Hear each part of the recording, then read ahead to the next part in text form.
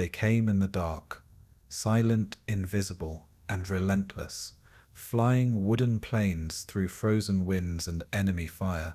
To the German soldiers below, they were ghosts, witches, creatures of the night, whose engines whispered death before dawn. To the world, they would become legends. They were the Night Witches.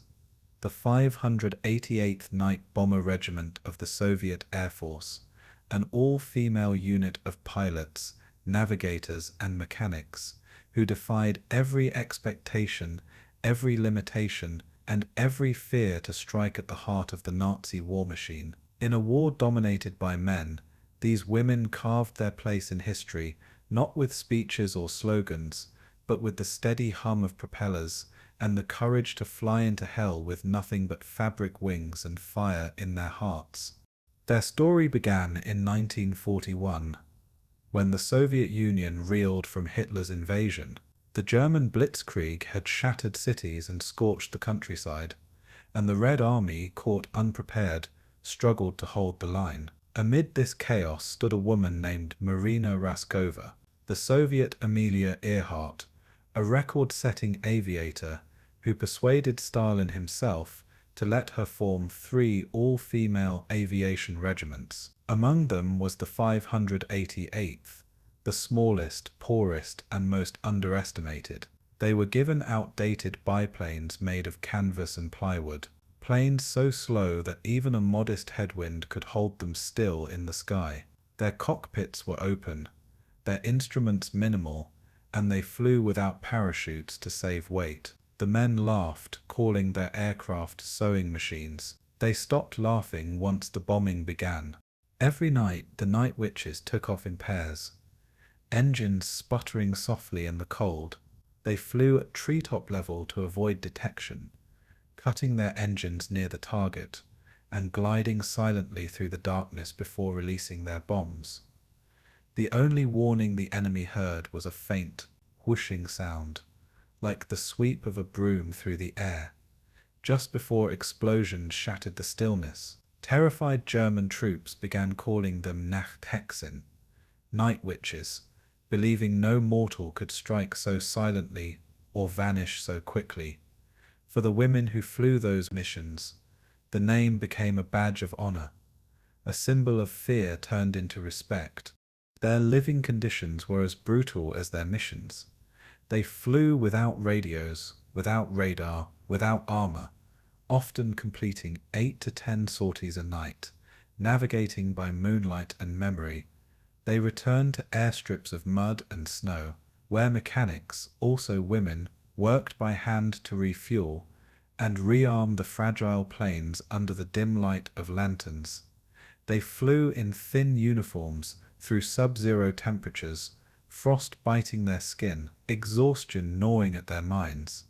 Some were barely out of school, others had left families behind, yet every night they rose into the black sky, driven not by orders, but by vengeance and purpose. For every friend lost, every village burned, every child left behind by the German invasion, the Night Witches became one of the most effective bomber units of the entire war. Over 4 years they flew more than 30,000 combat sorties, dropping over 23,000 tons of bombs on enemy positions, supply depots and rail lines. They disrupted sleep, supply chains and morale, haunting the German front with their unrelenting persistence. Their enemies learned to dread the soundless approach of their biplanes, knowing that the darkness itself had become their foe. Despite the odds, despite outdated equipment and constant danger, these women fought with precision and discipline. Many of them were shot down, some captured, some lost forever to the night. But those who survived continued flying until the war's end, never retreating, never breaking. By 1945, the legend of the Night Witches had spread across the world. They had endured the same dangers as male pilots, often with fewer resources and greater scrutiny, yet their resolve never wavered. They became symbols of defiance and equality, proof that courage knows no gender. When the war ended, Many of them were decorated as heroes of the Soviet Union, though their story would be buried for decades beneath the greater myths of the conflict. Only later would history look back and realize that these women had redefined what heroism meant, not in grand battles or mighty machines, but in fragile planes that flew through the storm and never stopped returning to the sky. Tonight we remember them not as ghosts but as pioneers. Women who turned the darkness itself into a weapon, who rose each night into a sky filled with fire, and who proved that even in war's most brutal hour, there can be grace, courage, and quiet defiance. This is the story of the Soviet night witches, the female bombers who haunted the front lines and changed the face of history. Before we begin, tell me, where in the world are you tuning in from, and what time is it for you tonight? The camera drifts low across a frozen airfield, where a wooden biplane rattles against the wind like an old barn door. Inside the cockpit, 19-year-old Yevgenia Zygalenko grips the stick, her gloves stiff with cold as the tiny Shredsov engine coughs and sputters. She laughs through chattering teeth, shouting to her instructor that she will not give up until she masters the takeoff. Behind her, rows of other young women wait their turn, stamping their boots on the snow-hard ground. These are not soldiers, not yet, just students in flight clubs scattered across the Soviet Union. Their dream is simple: to rise above the earth, to defy gravity, to feel the air rushing past their cheeks. In Moscow, in Saratov, in Rostov, aviation magazines pass from hand to hand like contraband, pages smudged with the fingerprints of eager readers. At night, under kerosene lamps, they memorize the parts of an engine as if they were sacred verses. To outsiders, they are farm girls, factory workers, and school teachers, but in their hearts they already belong to the sky. What no one imagined was that these fragile beginnings would prepare them for a war that would test every fiber of their resolve. In the small towns of the steppe, snow crunches beneath the boots of girls walking to the local aero club, scarves drawn tight against the wind. They borrow old leather helmets from instructors, some patched with crude stitches, smelling of oil and smoke. Instructors call out commands: bank left, watch the rudder, feel the wind, and the girls obey with a discipline that surprises even the men. Inside, the schoolrooms are decorated with faded posters of Soviet aces, heroes of the Spanish Civil War, who stare down from the walls like guardians of a coming destiny. Laughter erupts when a trainee misjudges a landing and tips her biplane onto its nose, the wooden propeller splintering into the snow. Even in failure, the desire to fly burns brighter than embarrassment. On weekends, they write letters to parents explaining the scratches on their faces, the grease under their fingernails. The parents worry but cannot deny the pride of seeing their daughters climb higher than tradition allowed. Each hour, logged in the air, becomes a stitch in an invisible uniform. None of them could yet grasp that these humble lessons were rehearsals for missions that would one day unfold under enemy fire. Beyond these quiet training fields, the Soviet Union itself stands at a crossroads. Stalin's regime has tightened every screw of industry, demanding output that strains the workers in their factories.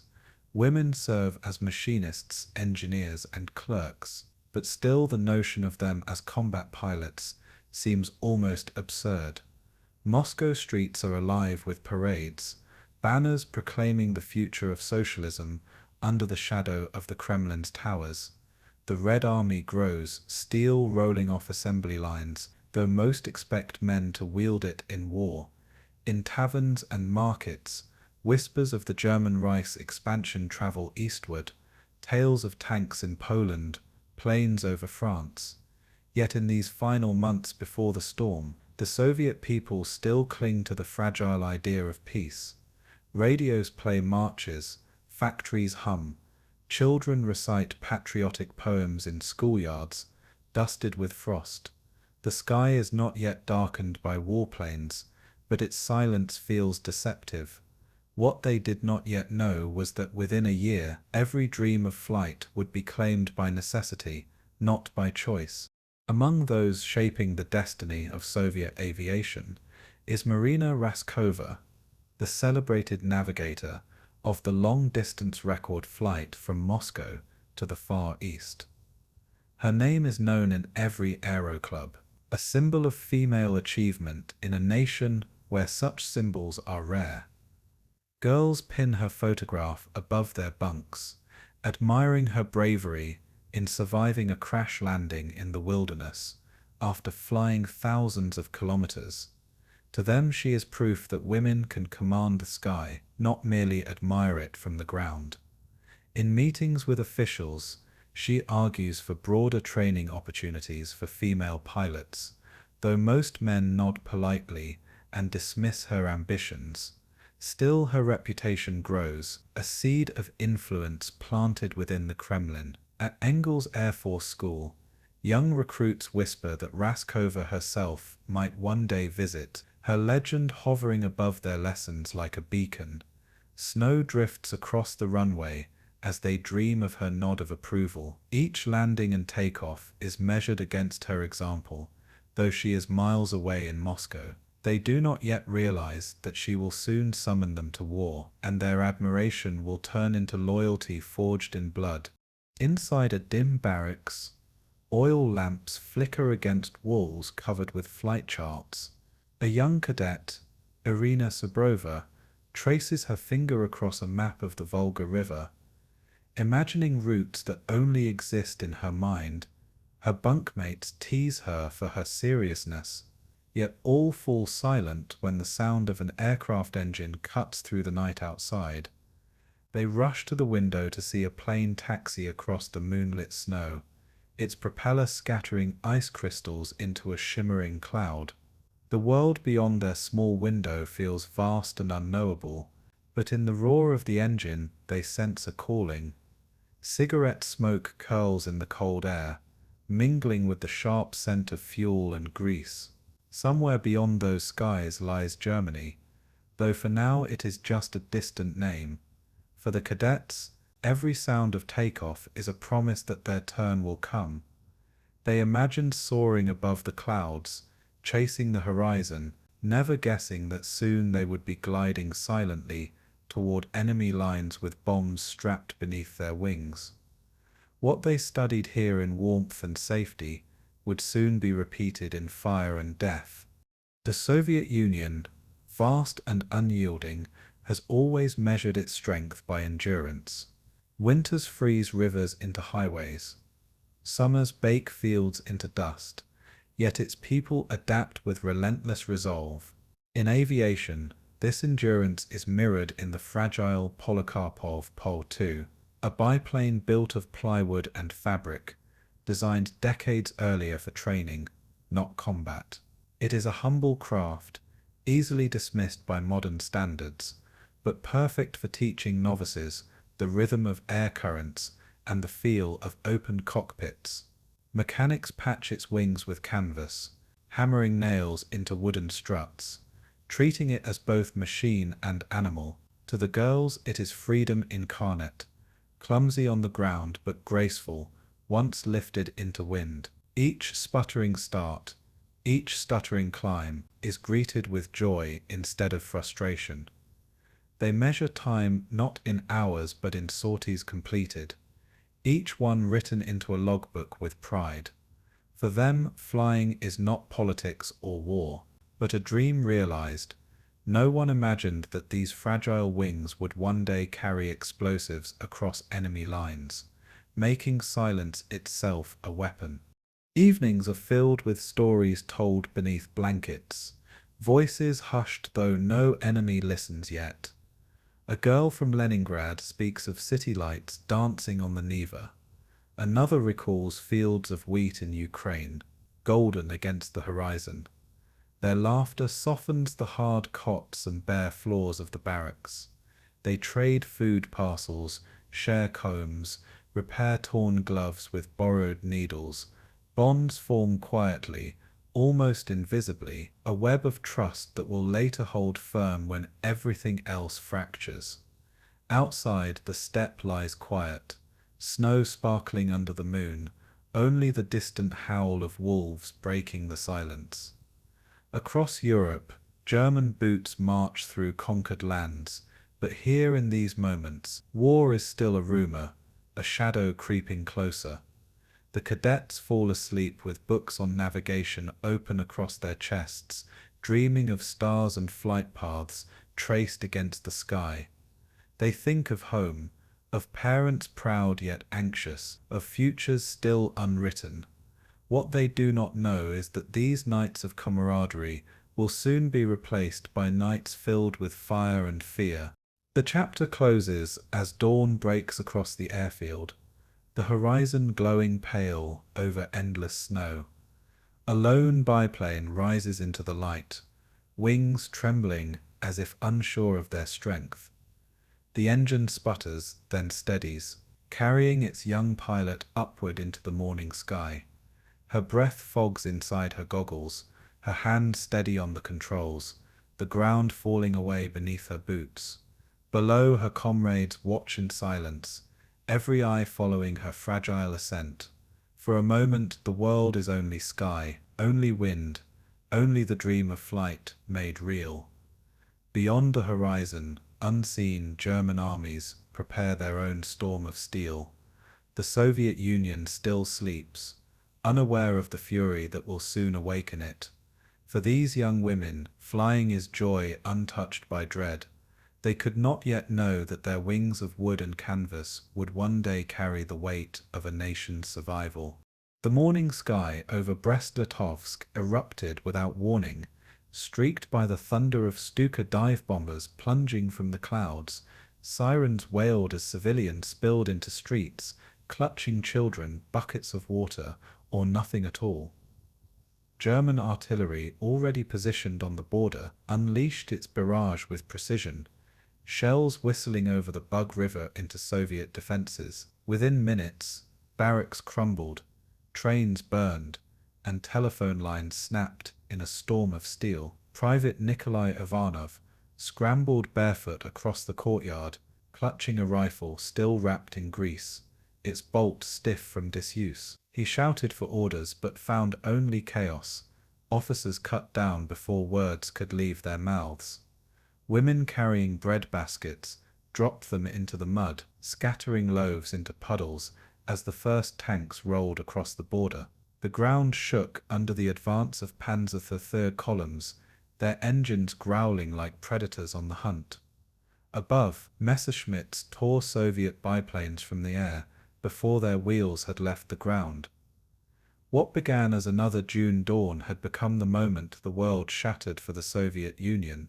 On the muddy road outside Grodno, families fled with carts piled high with blankets, chickens, and old furniture.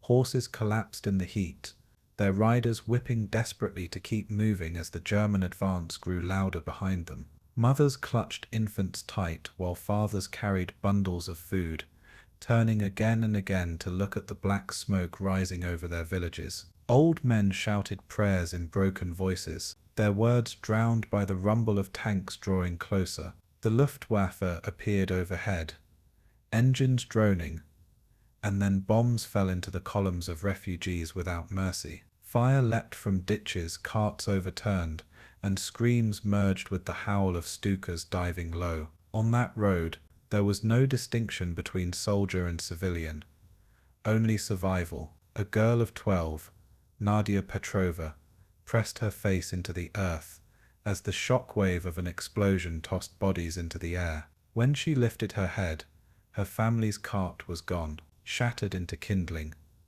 No one imagined that this road of suffering would stretch for years, winding eastward across the entire Soviet land. In Moscow, news of the invasion struck like a hammer, shattering the fragile illusion of Stalin's pact with Hitler. Radio broadcasts that once played cheerful marches now crackled with hurried announcements. War had come. Factories silenced their whistles and workers gathered in courtyards. listening in stunned silence to the words they had feared but hoped never to hear. Stalin himself sat frozen in the Kremlin, speechless for hours, unable to believe the betrayal unfolding at the borders. Across the city, young men lined up outside recruitment offices, faces pale but determined.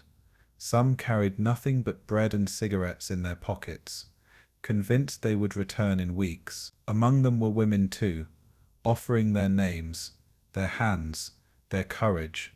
Though most were turned away, the air buzzed with rumors. German tanks at Minsk, Soviet units destroyed, cities burning. At tram stops, old women whispered that the Germans were unstoppable, their machines invincible. What they didn't yet know was that amidst this fear, a new kind of soldier, female pilots among them, would soon emerge from the chaos. Back at the front, the scale of the German assault was mercilessly clear. 3 million Axis troops, supported by more than 3,000 aircraft and thousands of tanks, had hurled themselves across the border in a single coordinated strike. Soviet defenses, unprepared and undermanned, buckled under the assault.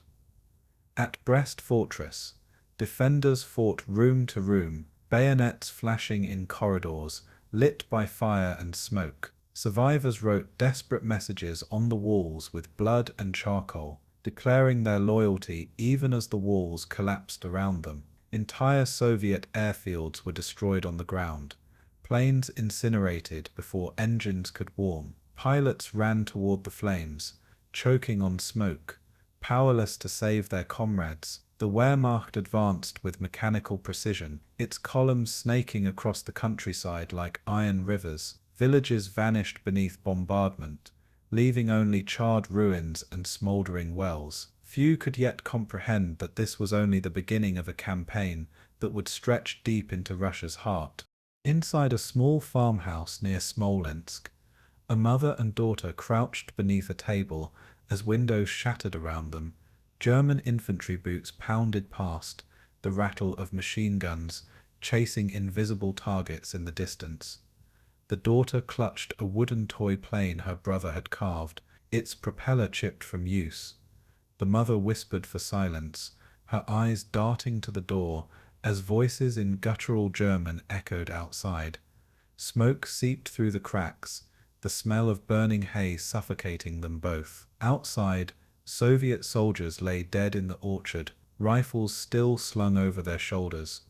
The girl buried her face in her mother's lap, trembling. They did not yet know if their village would be occupied, burned, or erased entirely from the map. For the millions caught in this wave, survival was reduced to a single breath, a single hiding place, a single act of mercy.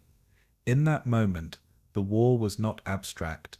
It was the sound of boots and the smell of smoke. Far to the west, German officers marveled at their own progress, astonished by how quickly Soviet defenses collapsed.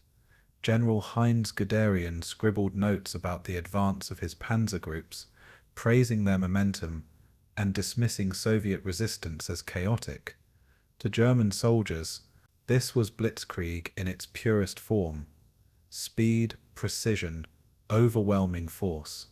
They joked that the war in the East would be finished by winter, their confidence fed by victories that seemed unstoppable. Yet among the Soviet ranks, even in retreat, something harder than steel was forming. Soldiers who survived ambushes vowed revenge. Civilians swore to burn their own fields before surrendering them. In the chaos, young women watching from train stations saw not only destruction but a summons. Among them were future pilots, nurses, snipers, ordinary citizens who would transform themselves into warriors. The Germans did not yet realize that with every village they crushed, they planted seeds of defiance. The fire they lit would not burn out. It would spread. The Soviet retreat was a tide of men and machines pulling back toward the interior. Bridges were blown apart by retreating units, black smoke curling into the sky as villagers watched helplessly. Alongside this destruction, Columns of refugees clogged every road, wagons overturned, animals trampled in the panic. Soldiers walked barefoot, their boots lost in the mud, their uniforms torn to rags. The air smelled of gasoline, gunpowder, and fear, a bitter perfume that lingered across the steppe. Among the refugees walked teenage girls who had once sat in aero clubs, their dreams of flying now obscured by the weight of survival. Yet in their eyes flickered something more than fear, a determination that would soon draw them into the ranks of resistance. What none of them knew was that the Soviet Union would soon summon even its daughters into combat, for necessity would strip away hesitation. Out of collapse would come resilience. Out of shock would come resolve.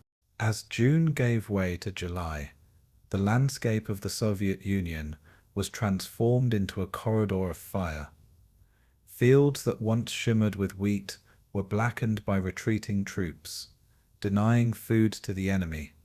Trains screeched eastward, carrying factory machines and families alike, evacuating entire industries under threat of capture. At night, the glow of burning cities lit the horizon, a grim reminder that the invader was advancing faster than anyone had imagined. Civilians dug trenches beside soldiers, the line between home and battlefield erased in a single season. Overhead, the Luftwaffe owned the skies, their shadows drifting across the ruins like vultures. In villages far from the front, radios spread the news, and mothers whispered that their sons were gone. Yet within this darkness, whispers of resistance stirred. The first call to arms reached every ear.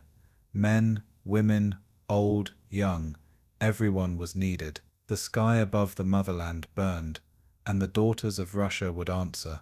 The room was hushed, except for the scratch of a fountain pen across paper.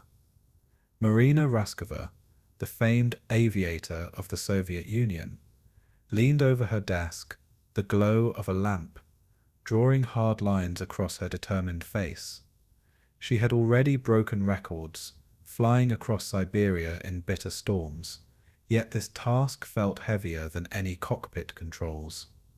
Around her, the sounds of Moscow in 1941, distant sirens, hurried footsteps, the thud of artillery reports, pressed against the glass. She wrote not for fame but for survival, composing a plea to the one man whose decision could change history. Her words were deliberate, a call to arm the women of the motherland, not in factories or hospitals, but in cockpits. No other nation had dared such a step, but Raskova believed the moment had come.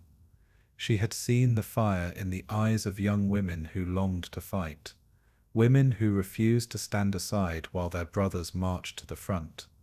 In her mind, their courage was equal, their discipline already proven in training schools scattered across the Union.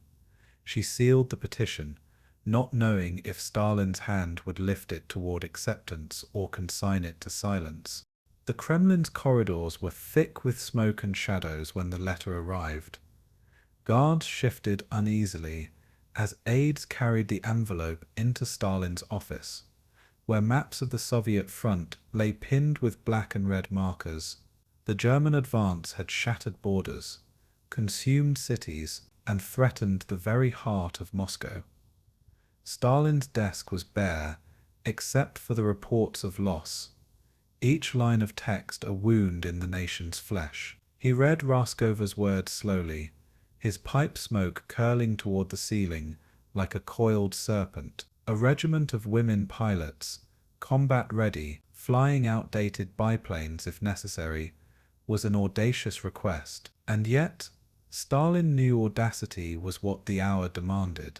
The Luftwaffe's dominance over Soviet skies had to be challenged. Even with desperate measures, no one in that room imagined that this decree would create legends, whispered across enemy lines. Stalin signed the order, his pen scratching history into motion with a single stroke. Raskova's telegrams were dispatched like sparks across the Union, summoning volunteers with words both urgent and stirring. In villages, young women gathered at post offices, their gloved hands trembling as they unfolded the call to arms. Some were already aviators, trained in gliders and small craft through the Soviet aero clubs. Others had never left the ground, but carried determination stronger than steel. They packed small suitcases, worn boots, woolen scarves, cherished photographs, knowing they might never return. Parents wept quietly, torn between fear and pride, as daughters promised to write when they could. Trains rumbled westward, carrying them into the unknown, their compartments filled with chatter about engines, wings, and what combat might demand. Snow dusted the windows, blurring the landscape into shades of grey. To outsiders, it looked like another draft of recruits, yet the weight was different. These were not men marching to war. They were women stepping into history's most dangerous sky. At the training base in Engels, the first recruits stood in ragged lines, their breath hanging in the icy air. They wore oversized uniforms cut for men, sleeves rolled, belts cinched awkwardly at their waists. Boots clattered against the frozen ground as instructors barked orders, testing discipline more than skill. Engines of old Polikarpov biplanes coughed and sputtered nearby, machines dismissed as relics by most of the Red Army. Yet to these women, the aircraft gleamed like silver blades, instruments of defiance rather than obsolescence. Mechanics, many skeptical, eyed them with doubt, wondering if fragile frames could endure cockpit strain. The recruits carried themselves with upright resolve, refusing to flinch beneath the stares. Nights were spent studying flight charts by lantern light, tracing routes with trembling fingers across the Volga. What they didn't yet know was that these outdated planes, slow and fragile, would become their greatest advantage. History had already set its trap, and they were stepping into it with open eyes. Raskova herself walked among the recruits, her presence electric and grounding all at once. She carried the weight of a commander, but her eyes softened when they met those of her young aviators. She reminded them that the motherland had called, and they had answered, not as auxiliaries, but as soldiers of the sky.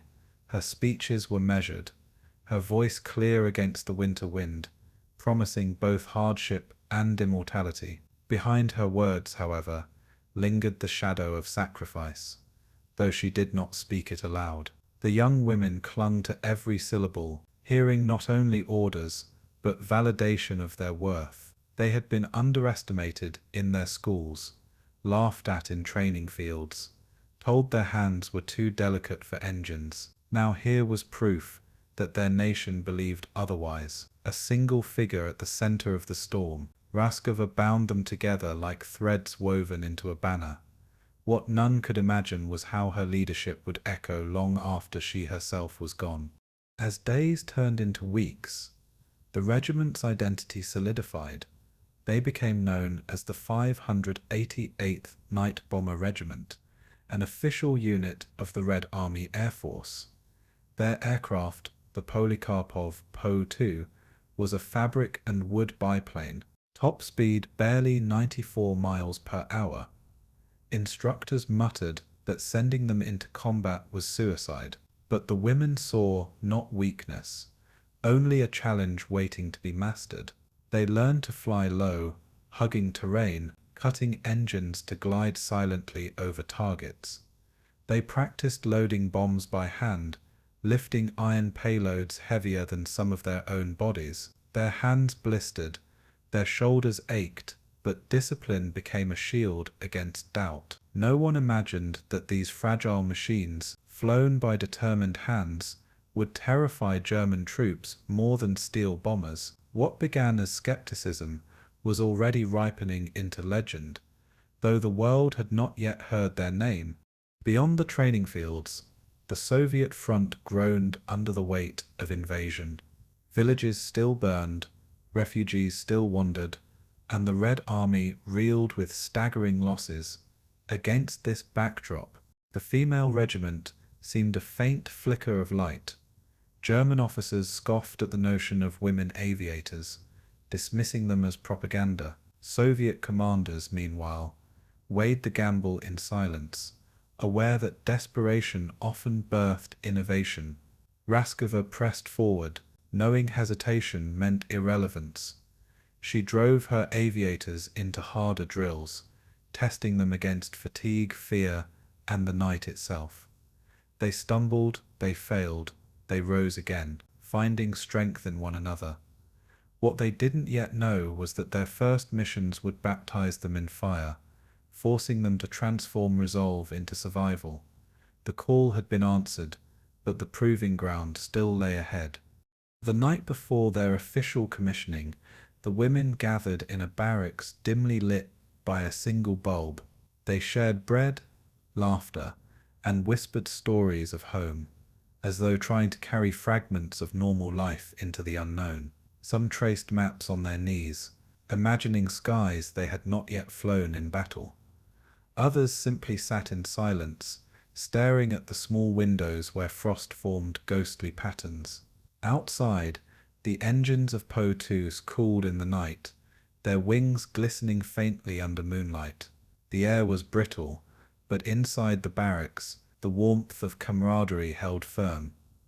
Raskova moved quietly among them, her words few, her eyes full of unspoken promise. Dawn would bring transformation, not girls, not dreamers, but warriors sanctioned by their nation. A single voice, determined and unyielding, had indeed opened the sky for thousands. From this moment forward, their legend had begun to take flight. The first whistle of the day split the frozen air before dawn had even broken. Recruits scrambled from wooden bunks, pulling on woolen socks and oversized tunics stiff with frost. Their boots, still damp from the day before, slapped against the barracks floor as they fell into formation outside. Snow drifted lazily from the sky, but the cold bit sharp into their cheeks, reddening skin and stiffening hands. Instructors barked orders, their breath fogging in the frigid air, demanding push-ups, sprints, and drills with wooden mock rifles. The women stumbled at first, tripping on uniforms far too large, belts cinched twice around narrow waists. Some laughed quietly at their appearance, though the laughter was soon cut short by the weight of training. Beyond the parade ground, the hangars of Engels loomed, hiding the biplanes they were not yet permitted to touch. Their hearts ached for the cockpit, yet discipline demanded they endure the ground before the sky. It was here in sweat and snow that the transformation from dreamers to soldiers began. By mid-morning, the drills shifted to weapons practice, though most rifles were wooden cutouts, painted black to mimic steel. The women raised them high, learning how to march, turn, and hold formation, as if preparing for inspection by generals.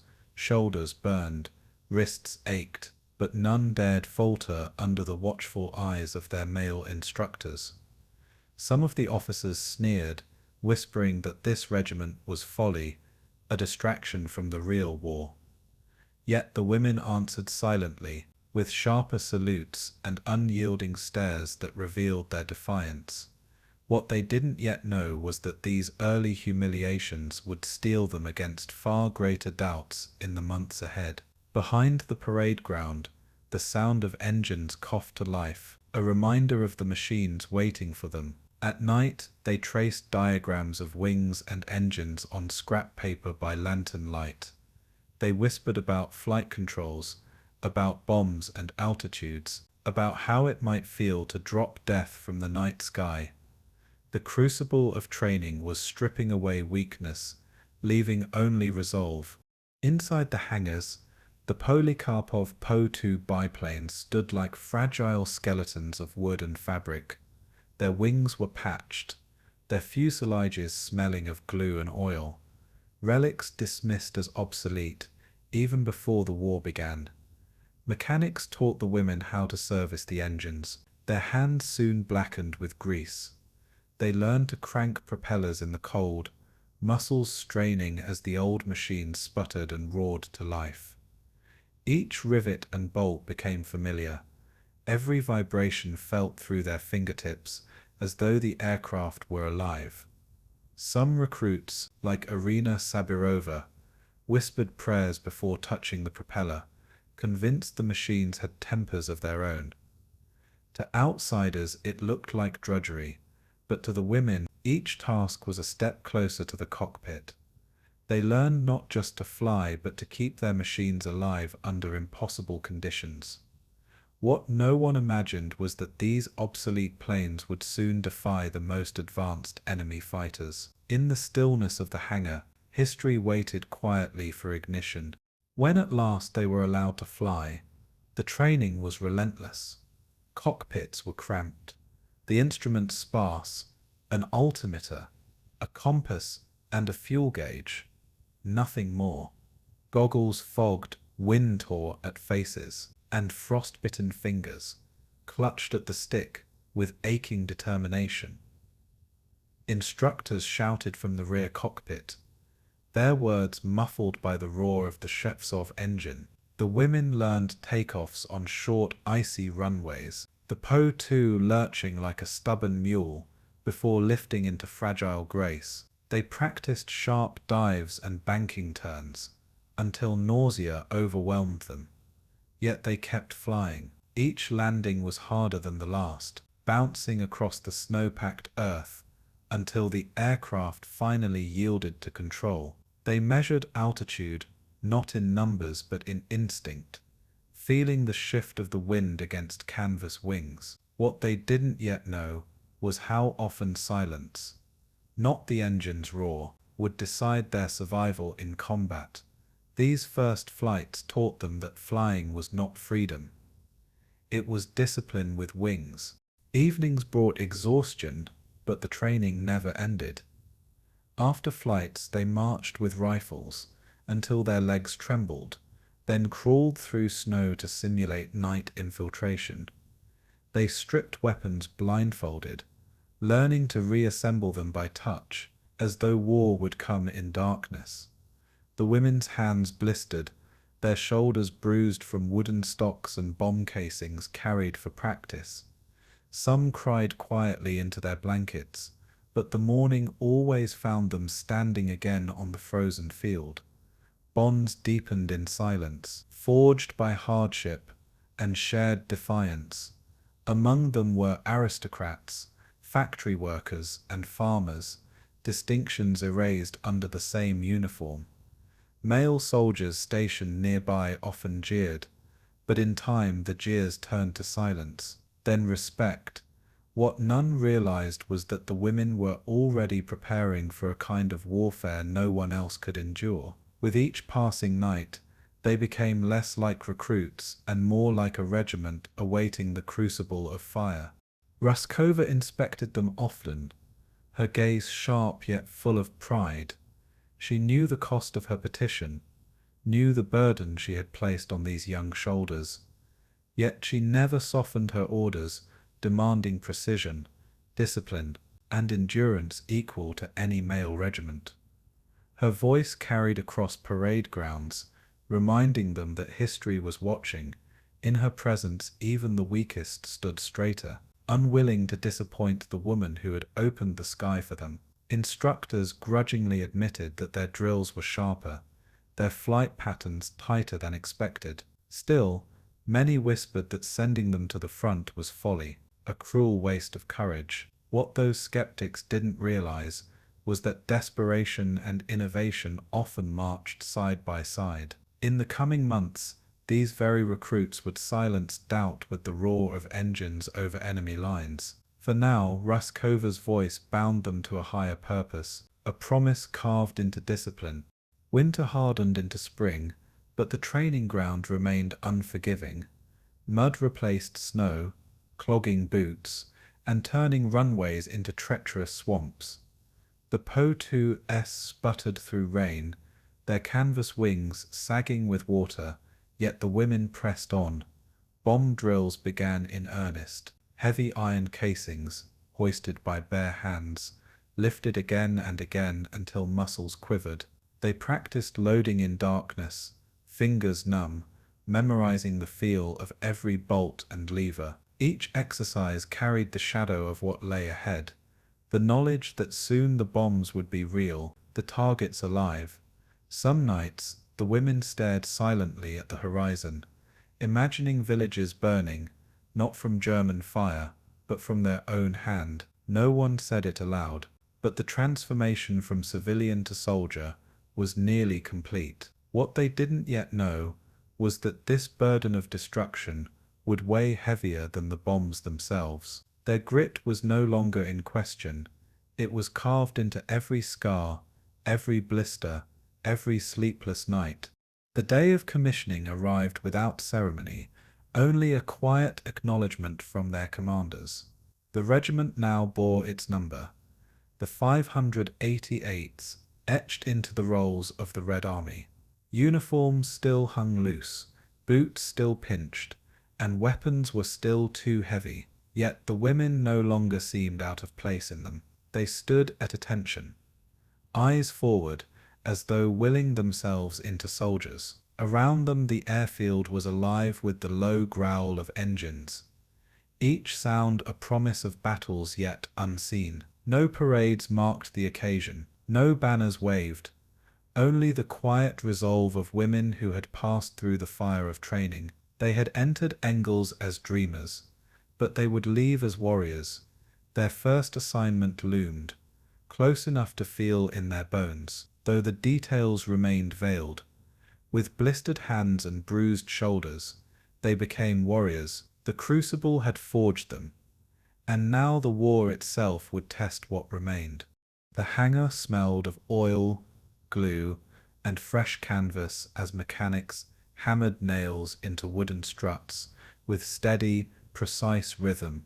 Young pilots crouched nearby, tracing the seams with gloved fingers, memorizing every wrinkle and tear in the fabric that formed the Po-2's wings. Engines coughed and sputtered in the twilight, shivering under the weight of ice and cold oil. Irina Sabrova, adjusting her goggles, muttered a prayer, her breath misting in the dusk. Each plane seemed fragile as a bird's skeleton, nothing like the steel Messerschmitts the Germans flew. Yet these women were tasked with impossible missions, night bombing behind enemy lines, where speed and armor were luxuries they could not afford. They balanced sheets of canvas like prayer flags, knowing a single puncture could mean disaster at altitude. Outside, the steppe lay pale under moonlight, a field of silence waiting to be pierced. Their instructors barked warnings and instructions, the words carrying a deadly weight. What they didn't yet know was that these fragile, nearly obsolete planes would come to haunt enemy garrisons more than any steel bomber. The Po-2C's engines roared unevenly as pilots taxied to the frozen strip, propellers kicking up sprays of frost and snow. Marina Raskova observed from the edge of the field, her eyes sharp, noting every hesitant movement and every subtle adjustment of controls. The women climbed into the cockpits, knees pressed against the frame, hands stiff from cold and exertion. The wooden fuselage shuddered under their weight, every vibration amplified in the thin metal pedals and fabric wings. Instructors shouted over the roar, climb, level, bank, dive. Commands meant to instill instinct under fire. They practiced bombing runs over frozen meadows, dropping sandbags instead of explosives, yet the precision demanded was the same. Each takeoff felt precarious, like balancing on the edge of a knife, yet each successful flight strengthened nerves forged in months of rigorous training. The irony was not lost on them. The war demanded steel, and yet they soared in wood and canvas. What they didn't yet know was that these same planes, invisible under moonlight, would terrify soldiers in pillboxes miles away. Each flight etched experience into muscle memory, preparing them for the crucible ahead. Mechanics huddled beneath wings, tapping canvas and checking fuel lines with careful hands, Their tools rang against metal and wood, each hammer stroke echoing like a heartbeat. Engines were tested repeatedly, spark plugs adjusted, rudders aligned, propellers coaxed into alignment with patient insistence. Instructors argued over small discrepancies, knowing that a misaligned throttle could mean catastrophe over enemy lines. The women observed, memorizing every motion, anticipating every sound of failure and correction. Outside, shadows of biplanes stretched long and trembling across snow-slicked tarmac, motionless yet alive with potential.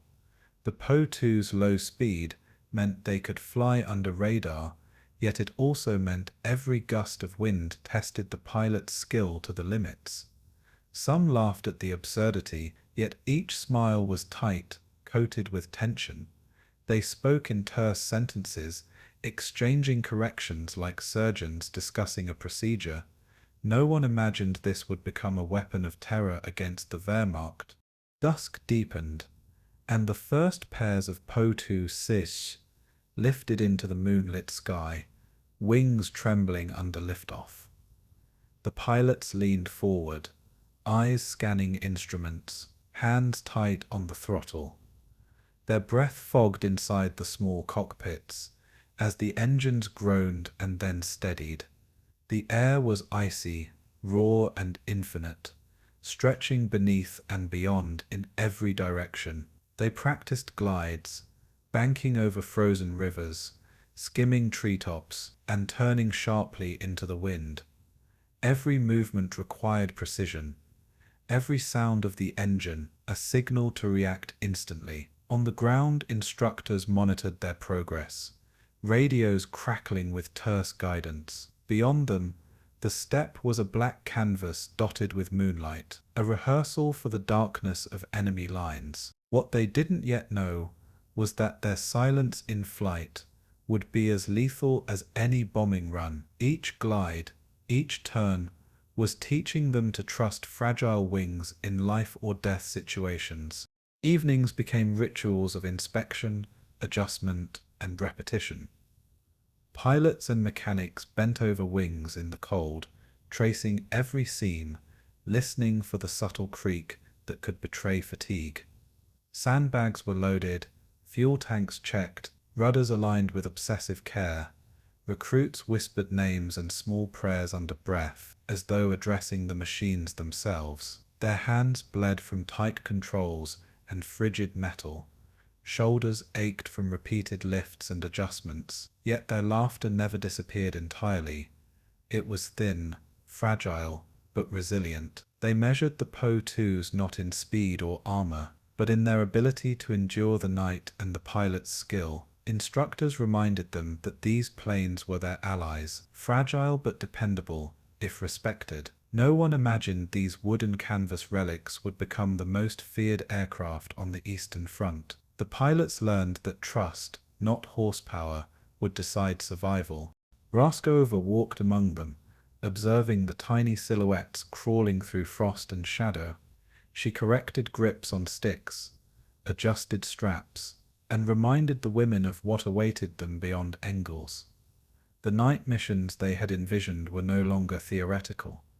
The front lines demanded action. She reminded them that silence and timing were weapons as sharp as any bomb. The women listened, absorbing her calm authority, feeling resolve harden into steel inside their bones. Engines sputtered again, but each start was met with determination, never panic. They practiced takeoffs in tight formations, gliding over each other to perfect spacing and timing. Outside, the moon rose higher, casting silver reflections over wings that shivered in the cold. What they didn't yet know was how their ingenuity would turn weakness into terror. Each lesson in moonlight was a rehearsal for death and precision combined. The first mock bombing runs began, sandbags dropping silently over frozen fields. The women counted altitudes, angles, and approach speed as if their lives depended on it, which soon they would. Cockpits rattled with every minor turbulence. Control sticks vibrated under gloved fingers. Each turn was calculated, each glide practiced to muscle memory, every detail ingrained in silence.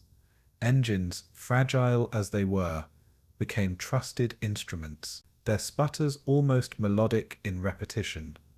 Pilots learned to anticipate every quiver of canvas and wood, every gust of wind that could tip the plane into a fatal roll. Mechanics noted weak spots, strengthening them overnight while the pilots rested. Some whispered doubts, others prayed, and a few simply stared at the night sky, imagining the missions that would soon be theirs. No one imagined that these tiny lumbering biplanes would become a nightmare for German soldiers. The irony of fragile wings delivering destruction was almost poetic, yet deadly serious.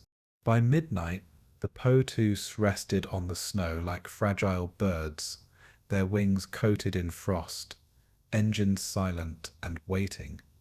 The women huddled together in the barracks, discussing the aircraft, the techniques, and the impossibility of what they were about to attempt. Small rituals that humanized the machines they would soon rely upon entirely. Raskova moved among them silently, nodding in approval at determination carved into every posture. Outside, the moon reflected on the polished fuselage, a silver witness to the birth of a legend. The air smelled of oil and pine, crisp and biting, carrying the promise of missions soon to come. Every bolt and seam had been checked, every engine tested, every skill drilled into muscle memory. The women would soon leave the safety of Engels and enter darkness, where no aircraft like theirs should survive. What seemed a relic of another age would become the scythe of the night.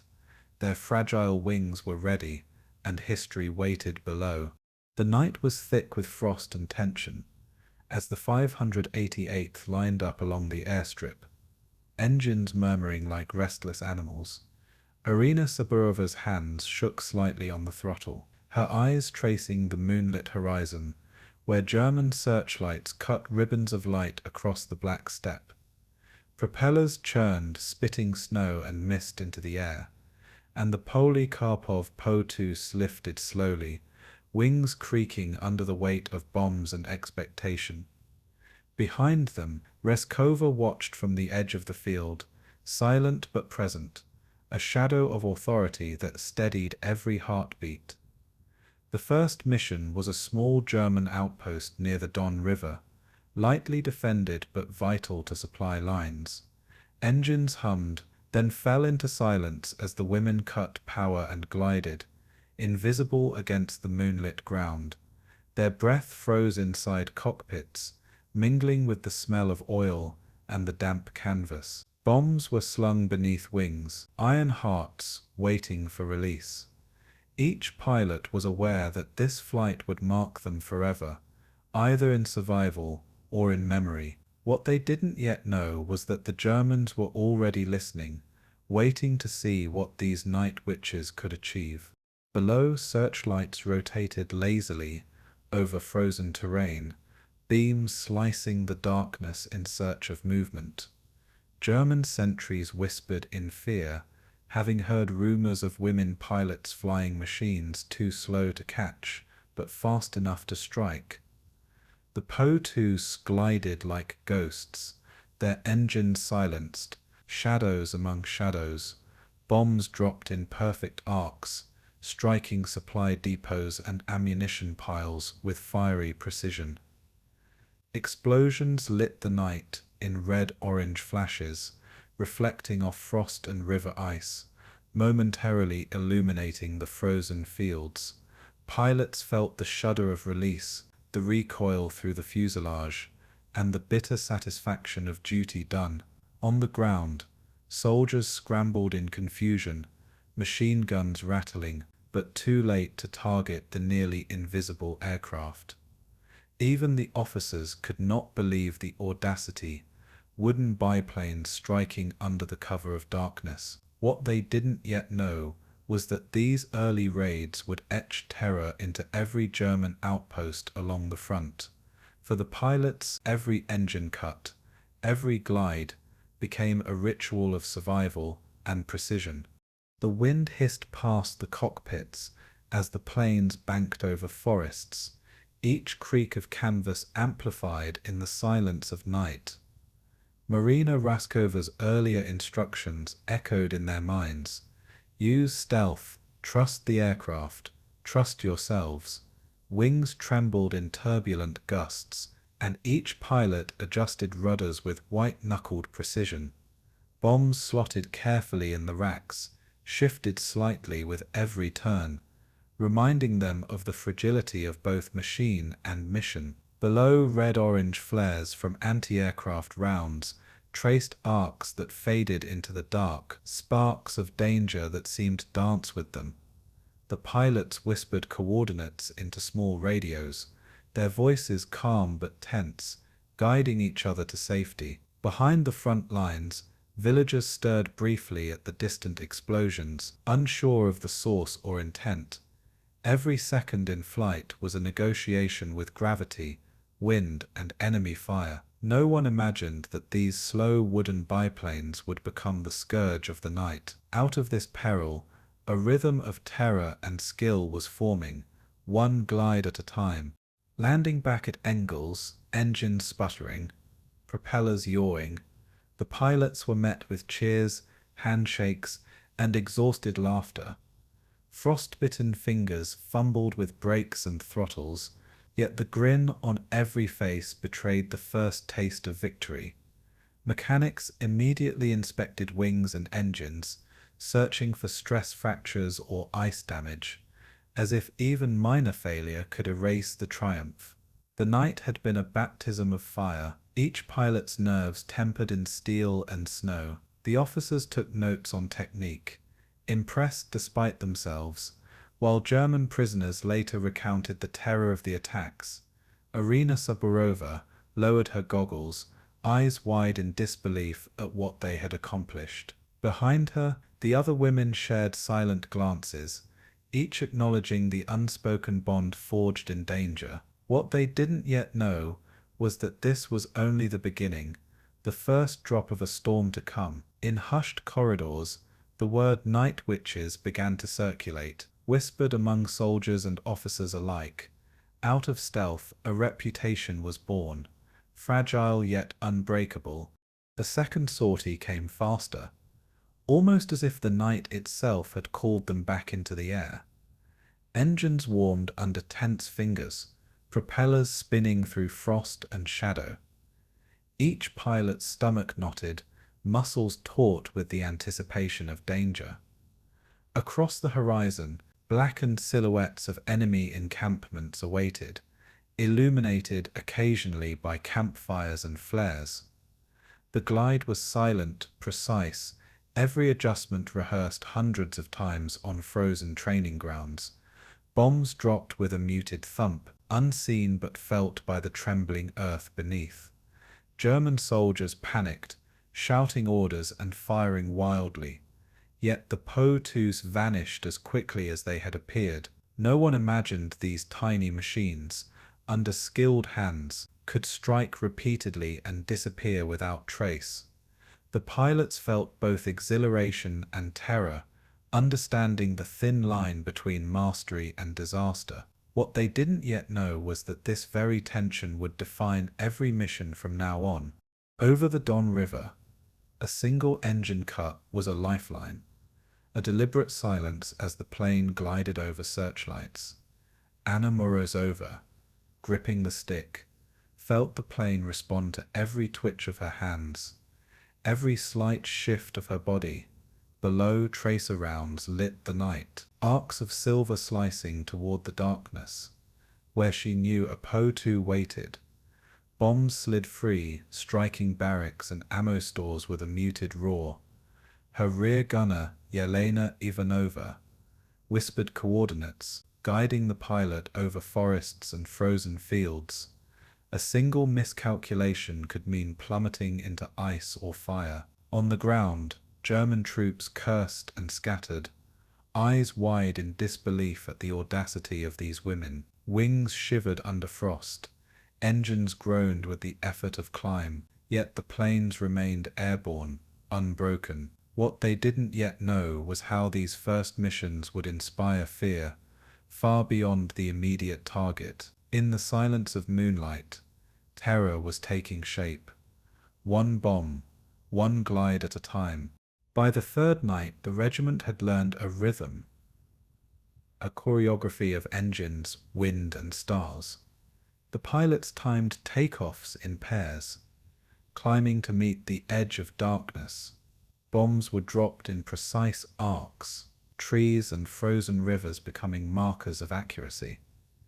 Engines cut at exactly the right altitude, gliding silently over German encampments that trembled in confusion. Each flight strengthened nerves, built intuition, and honed trust between pilot and aircraft. Searchlights flicked across the landscape, but no pilot panicked. Every movement was deliberate, practiced, confident. Mechanics on the ground anticipated return times, adjustments needed, minor repairs to keep planes alive. What they didn't yet know was how often the mere sight of a gliding Po-2 would send German soldiers fleeing their own positions. The night belonged to the pilots now, fragile yet unyielding in their purpose. Every sortie left a mark on both enemy and history. By dawn, the pilots returned to camp, faces pale, fingers stiff, eyes wide with exhaustion and awe. Raskova observed quietly, nodding approval at the courage she had inspired and the precision they had achieved. Engines were cooled, wings inspected, and bombs reloaded with meticulous care for the next night. Outside, the horizon glowed with early sunlight, indifferent to the terror that had unfolded beneath it. The women shared small smiles, their bond deepened by the unspoken knowledge of survival and success. German officers would later describe the Po-2 SAS as ghosts, demons of the night that struck with impossible speed and vanished without trace. What they didn't yet know was that this terror would only grow, spreading across the front lines, whispered among every garrison. The courage and skill of these pilots were now etched into legend, untested only by time itself. Out of the silence came terror, and a legend was born. The night witches had flown their first missions, and the world would never forget them. The trenches shivered in pre-dawn fog, German sentries gripping rifles with white-knuckled tension. Hans Müller crouched behind sandbags, eyes straining toward the faintest movement above the tree line. A distant, rhythmic drone of propellers hummed through the cold air, almost imperceptible but enough to make hearts pound. Whispers spread from post to post. Die nach Exen are coming. Officers muttered warnings, adjusting maps and plotting flares, unsure if the biplanes would appear or vanish as quickly as rumor suggested. Explosions from the previous night's raids were still visible as red-orange scars on the frozen earth. Some soldiers swore they had seen women's silhouettes in the cockpits, but it sounded impossible, a fantasy born of fear. The wind carried the faint smell of oil, smoke, and canvas, a ghostly perfume that teased imagination and dread. Every shadow seemed alive, moving with a purpose unseen, a prelude to attack. What they didn't yet know was that these stories were only beginning to define the legend. Rumors twisted through the ranks like wildfire, shared in hushed tones over frostbitten lips. Wilhelm Fischer recounted seeing the planes glide silently, engines cut mid-air, dropping bombs with eerie precision. "Wooden birds," he muttered, shaking. "We hear them before we see them, and by the time we react, they are gone." Officers tried to dismiss it, chalking it up to exhaustion and fear. Yet the logs told another story. Depots destroyed, ammunition burned, morale shattered. Trenches became restless as soldiers scanned moonlit horizons for the telltale glimmer of wings. Some aimed rifles at shadows, waiting for an enemy that might not exist in plain sight. The term Nathakson emerged, whispered in disbelief and dread, an acknowledgement of the women's audacity. Soldiers who had survived the initial attacks felt their confidence eroding, replaced by nervous vigilance. No one imagined that the sound of wood and canvas could strike terror deeper than machine guns and artillery. By night's end, fear had taken shape as both label and legend. Back at Engels, the pilots were unaware of the growing mythology surrounding them. They prepared for the next sortie with the same meticulous precision, checking instruments, testing fuel lines, securing bombs. Wings trembled under frost. Engines groaned, yet the women moved with calm efficiency, unaware that the enemy was already naming them. Marina Sabrova adjusted her goggles and muttered coordinates to her rear gunner, Yelena Ivanova, practicing routines that had become instinct. Outside, moonlight stretched long shadows across the airfield, as though anticipating the night's work. Each plane took off in pairs, gliding silently into darkness, canvas wings barely whispering over frozen ground. What they didn't yet know was that these missions were not just strikes. They were creating a psychological weapon. Each glide, each bomb, each silent approach contributed to a reputation that traveled faster than any propaganda. By dawn, reports of destruction and near invisibility spread like wildfire among German ranks. The women had unwittingly become the embodiment of fear itself. German sentries tightened patrols, nervously scanning forests and frozen fields. Flashlights cut arcs through the night, illuminating nothing but shadows. Each faint whine of a Pole II engine triggered tense reflexes, rifles aimed at the black sky. The women's tactics were simple yet devastating. Climb, cut engines, glide, release bombs, vanish. To soldiers who had trained for armored assaults and dogfights, this defiance of logic was terrifying. In officer mess halls, debates raged over how to counter what seemed uncounterable. Some believed the pilots were supernatural, whispering the nickname Nathakson as though invoking curses. What they didn't yet know was that these biplanes, under skilled hands, would continue to evade radar and fire repeatedly. Each attack, precise and silent, left soldiers questioning not just strategy but reality itself. The dread was no longer rumor. It was anticipation and anxiety combined into every heartbeat. From above, the pilot saw little but terrain stretched black under moonlight. Coordinates were memorized, altitudes calculated, each glide practiced to perfection. Engines were cut at precisely the right moment. The wind carried them over trenches, forests, and supply lines without a sound. Bombs dropped and landed with muted thuds, igniting supplies into flickering flames. Below, German soldiers cursed and scrambled, powerless against aircraft that seemed to vanish into thin air. The women worked in silence, the only sound their own whispered coordinates, and the faint creak of canvas wings. Mechanics on the ground checked instruments post-flight, noting every stress point and minor fracture, preparing for the next night. What they didn't yet know was how fear would amplify the effectiveness of their raids beyond mere destruction. The Po-2s became both weapon and myth simultaneously. The shadow of their reputation began to solidify, one night, one glide at a time. Evenings brought whispered rumors along the German front lines. They fly like ghosts. Wooden wings, no engines, no faces visible.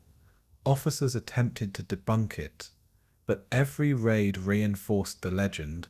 Soldiers slept with one eye open, ears straining for the faintest hum in the dark. Each faint breeze over frozen earth was suspected as prelude to attack. The fear was compounded by unpredictability. Missions could come in waves or alone, in silence or under moonlight. Wilhelm Fischer wrote in his log of planes that vanish before we can react, girls that strike like phantoms. The psychological impact rivaled physical destruction, eroding discipline and morale in subtle but powerful ways.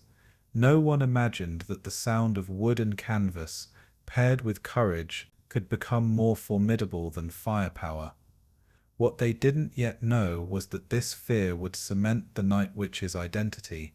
In every whispered Nafixen, the enemy acknowledged their power and inevitability. On the Soviet side, pilots were unaware of the dread their presence inspired. They prepared, took off, and executed missions with routine precision, unaware that intelligence reports circulated across enemy ranks. Engines hummed and then fell silent, gliding over fields, forests, and supply depots. Bombs fell in perfect arcs, fires ignited, and the pilots disappeared into darkness as if by magic. Rear gunners adjusted positions, whispered altitudes, and noted the faintest glimmers of searchlight in the distance. Each mission reinforced skill, confidence, and camaraderie, solidifying the regiment into a cohesive, efficient unit. What they didn't yet know was how the legend would outgrow reality, becoming a symbol feared across the Eastern Front. By the time dawn broke, the phrase Nafixen had traveled far beyond the battlefield. The Night Witches were no longer simply pilots. They were myth in motion. By the first weeks of raids, German officers issued warnings, distributing leaflets and strict instructions to troops. Fear replaced routine. Vigilance became obsession. The sound of the Po-2, once inconsequential, now caused tense soldiers to freeze in place, rifles raised, eyes wide, back at angles. The pilots laughed quietly over their modest achievements, unaware of the growing mythology surrounding them. Red-orange glow from distant fires reflected on frost and wingtips, a silent record of victories won without recognition. What they didn't yet know was that the nickname would stick for the remainder of the war. To their enemy, they were witches, silent, relentless, terrifying. To their homeland, they were salvation, guardians of supply lines and morale alike. Each glide, each bomb, each vanished silhouette hardened the legend. To the enemy, they were witches. To their homeland, they were salvation. The barracks smelled of damp canvas, kerosene lamps casting warm halos across frozen floors. Yelena Ivanova crouched beside Irina Sibrova, braiding her hair with precise fingers, knotting threads of comfort into a ritual born of necessity. Outside, the wind howled over the airstrip, carrying the echo of distant engines and the memory of recent raids. Letters from home arrived sporadically, the ink blurred from frost and travel, but each word carried warmth of life beyond the front. Some women laughed quietly over jokes, the sound fragile yet defiant against the harshness of winter. Mechanics worked on Po-2s in the shadows, hammers and wrenches punctuating moments of calm. Maps were spread across wooden tables, coordinates traced and memorized even in moments of rest. Names were whispered, sometimes repeated as a prayer.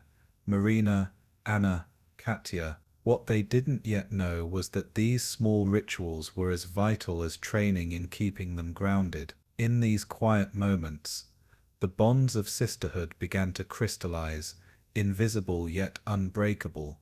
Outside the tents, frost-covered fields stretched like endless silver oceans, the silhouettes of biplanes resting under snow and ice.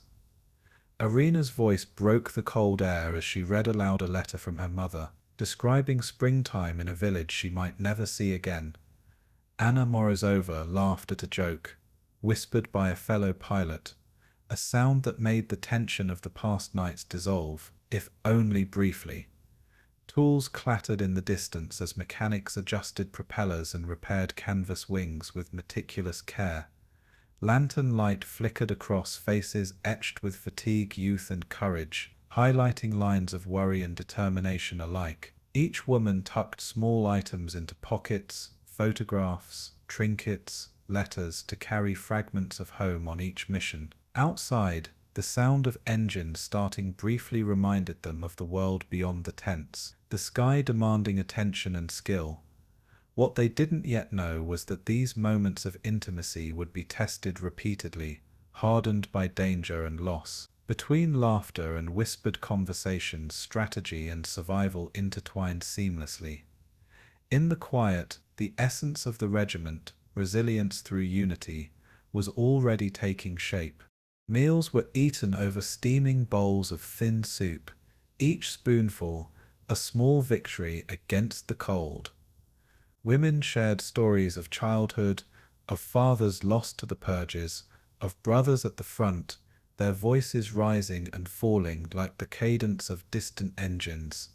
Outside, frost clung to the wings of resting Po-2 every joint and seam checked twice, the slightest imperfection a potential disaster. Letters were read aloud, tears traced inked lines, and laughter followed quickly, a defiance of grief. One pilot, Marina Petrovna, hummed a lullaby from her village, weaving memory and comfort into a song that filled the wooden barracks. Maps were rolled and unrolled, coordinates traced on frozen tables, fingers numb from cold yet steady from practice. Outside, the night stretched toward the horizon, silent except for occasional flares of enemy searchlights in the distance. What they didn't yet know was how many names they would memorize in loss before the war ended, bonds formed in laughter, in shared toil, and in quiet reflection. Every story told cemented trust. In these mundane yet sacred routines, courage found fertile ground. Evenings brought shared preparation for missions, from checking altitudes to weight distribution on the Po-2. Rear gunners adjusted straps. Pilots counted gauges. Engines hummed with potential energy. Outside, the wind carved sharp patterns across snow, carrying whispers of enemy activity and the distant promise of dawn.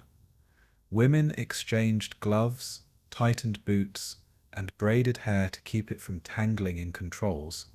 A small intimacy amidst war's chaos. Each movement was a blend of ritual and precision, comfort and necessity. Lanterns flickered across the faces of the regiment, revealing eyes bright with camaraderie and determination. What they didn't yet know was how often these simple acts would remind them of home while suspended over enemy lines. Frost-bitten fingers traced maps and instruments, bridging the gap between vulnerability and mastery. Laughter occasionally pierced the cold night, ephemeral yet enduring. In these moments, the regiment became a family, bound by experience and shared purpose. Morning drills followed nights of preparation, the cold air biting as wings stretched and engines roared to life.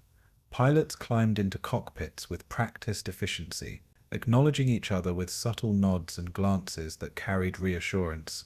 The steppe beyond the airfield was a frozen expanse, gleaming under low sunlight, a reminder of both isolation and duty.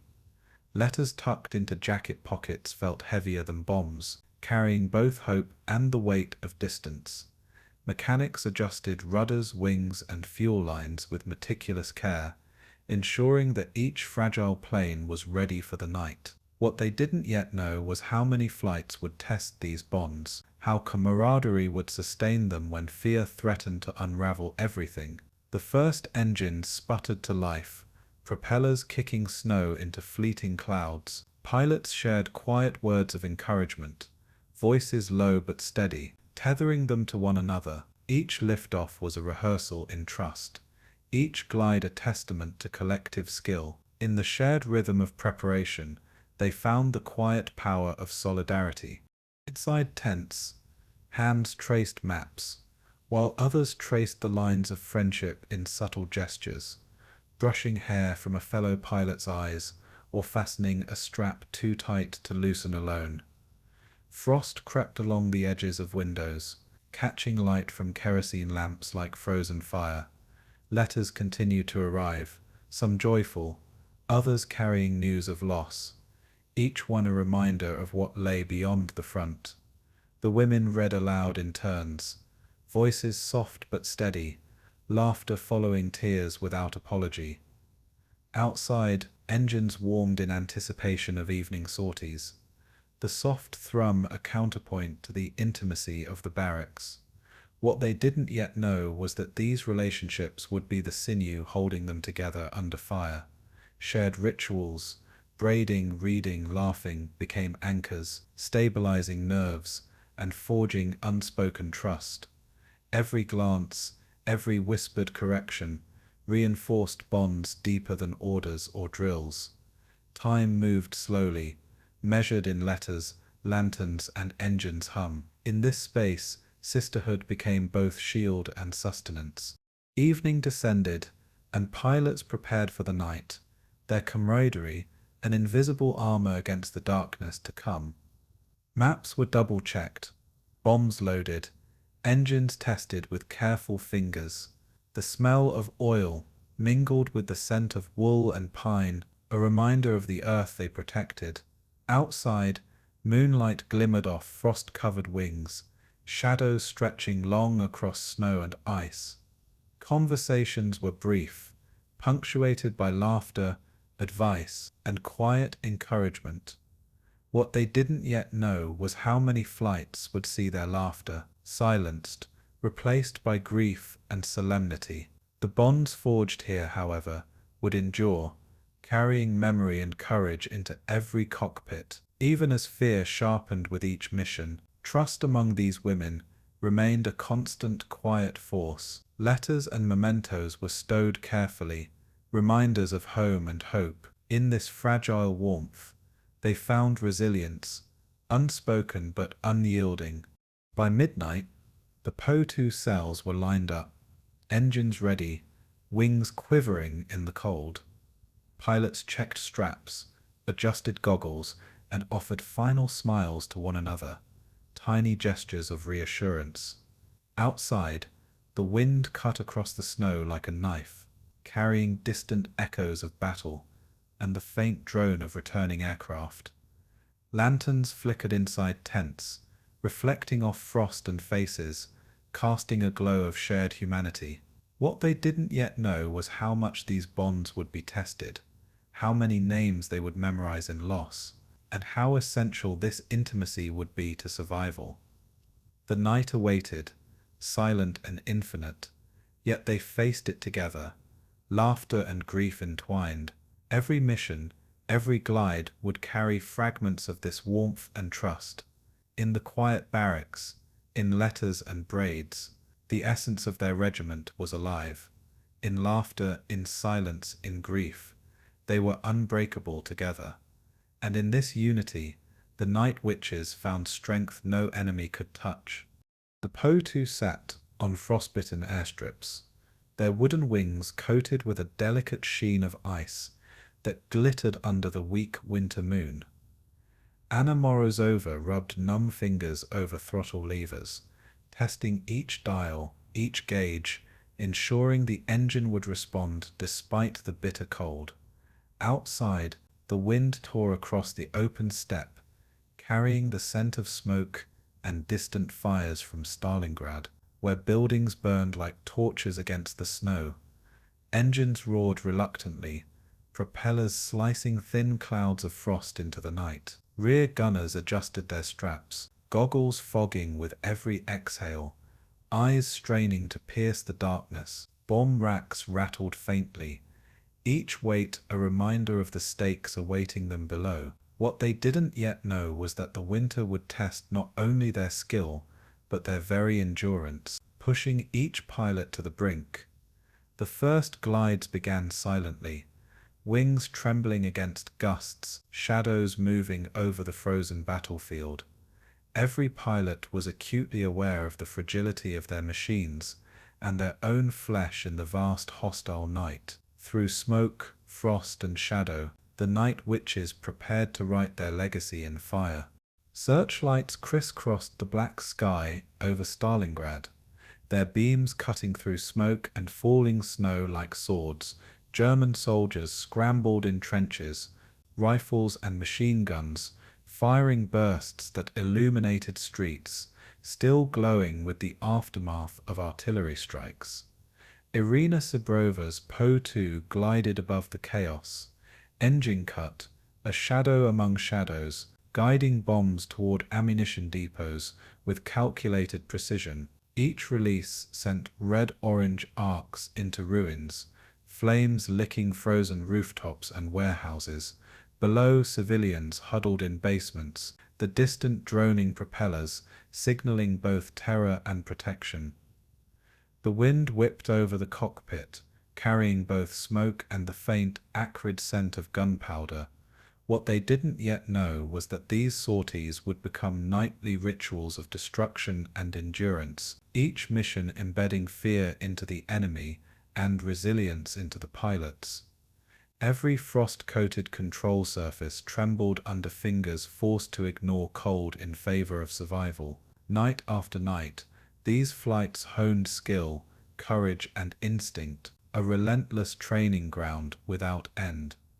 The sky above Stalingrad became a theater of quiet terror, orchestrated by women in fragile biplanes. Landing at Engels after a sortie, engines sputtering and coughing in exhaustion, the women were met by mechanics whose hands were as frozen as their faces. Wings were inspected, instruments checked, and minor frost damage repaired with care born of experience and urgency. Inside tents, pilots removed gloves and boots, revealing red, cracked skin, faces lined with frostbite and exhaustion. Letters from home arrived sporadically, their warmth a fleeting contrast to the ice outside. Anna Morozova read aloud a message from her sister, voice trembling with both laughter and tears, binding the women together through shared memories of life beyond the war. Engines were warmed again, oil thickened by cold, the mechanics hammering a constant reminder of how fragile life and machine truly were. What they didn't yet know was how many more nights the winter would demand, each sortie carving endurance into their muscles, nerves, and hearts. Maps of Stalingrad were spread across tables, coordinates memorized for the next flight, every depot, street, and rubble pile accounted for. The regiment's laughter and whispered advice carried a fragile warmth, temporary but essential. Even in frost and fire, camaraderie became a shield against despair. Ascending once more into the night, engines whining, the Po-2 Sen moved as a flock of shadowed birds over Stalingrad's ruins. Frost clung to instruments, and every minor vibration carried amplified weight, a reminder of the delicacy of wood and canvas under immense stress. Bombs were dropped with precise arcs, hitting German positions with quiet devastation. Smoke rose from fires lit the night before, carrying the scent of ash and metal to the wings of every pilot. Below, German soldiers shouted orders, waving flares in futile attempts to locate the gliding machines. Rear gunners whispered coordinates with breath fogging in cold air, eyes scanning silhouettes of enemy movement below. What they didn't yet know was that the repeated sorties through blizzards and firestorms would shape them into icons of endurance and terror alike. Wings creaked under frost and weight, engines obeyed only half-heartedly, and yet the planes held firm, carrying women whose skill defied fragility. Each glide was a negotiation with physics and fate, a dance between life and catastrophe. Through smoke, snow, and shadow, the night witches pressed forward, their mission unwavering. Over Stalingrad, the destruction was both terrifying and mesmerizing. Buildings collapsed into glowing embers, rivers reflected fire like molten metal, and streets were littered with the remnants of war. The women navigated through this frozen inferno, relying on training, instinct, and trust in one another. Engines were cut precisely above enemy positions, silence replacing roar. only the faint creak of wooden wings accompanying the glide. Bombs hit warehouses, supply depots, and artillery positions, each detonation a calculated strike against the German advance. Civilians below ducked into shadows, aware of danger, but often mistaking the Po-2s for salvation, small protectors of the motherland above the chaos. What they didn't yet know was how many nights they would endure like this, blending fear, precision, and courage in unbroken rhythm. Rear gunners marked coordinates for return flights, eyes flicking between horizon, instruments, and sky. Frostbitten fingers adjusted controls, muscles straining against cold and exhaustion. Every flight reinforced skill, patience, and resilience. In this relentless winter, survival was both a victory and a test of endurance. Descending toward Engels after a sortie, engines sputtered against frost-thickened fuel lines, wings creaking in protest. Pilots exchanged brief nods of acknowledgement, gratitude for skill and luck that had kept them airborne. Mechanics immediately set to work, brushing snow from surfaces, checking instruments, repairing any frost fractures, a ballet of precision and urgency. Inside tents, warmth from kerosene lamps mingled with the scent of tea, bread, and letters from home, a fragile cocoon against the night's cruelty. What they didn't yet know was how many missions would test not only courage, but camaraderie, each night drawing the regiment closer through shared endurance. Maps were revised, strategies discussed quietly, coordinates memorized even as exhaustion pulled at every muscle. Engines hummed with potential energy, and the cold night waited beyond canvas walls. Every pilot was aware that the winter demanded more than skill. It demanded spirit, in laughter, whispered advice, and shared warmth. They found small victories against the relentless cold and war. Through preparation, repair, and ritual, the regiment endured, anchored by determination. The Po-2s climbed again into the black sky, the air sharp with frost, engines straining, wings trembling under weight and stress.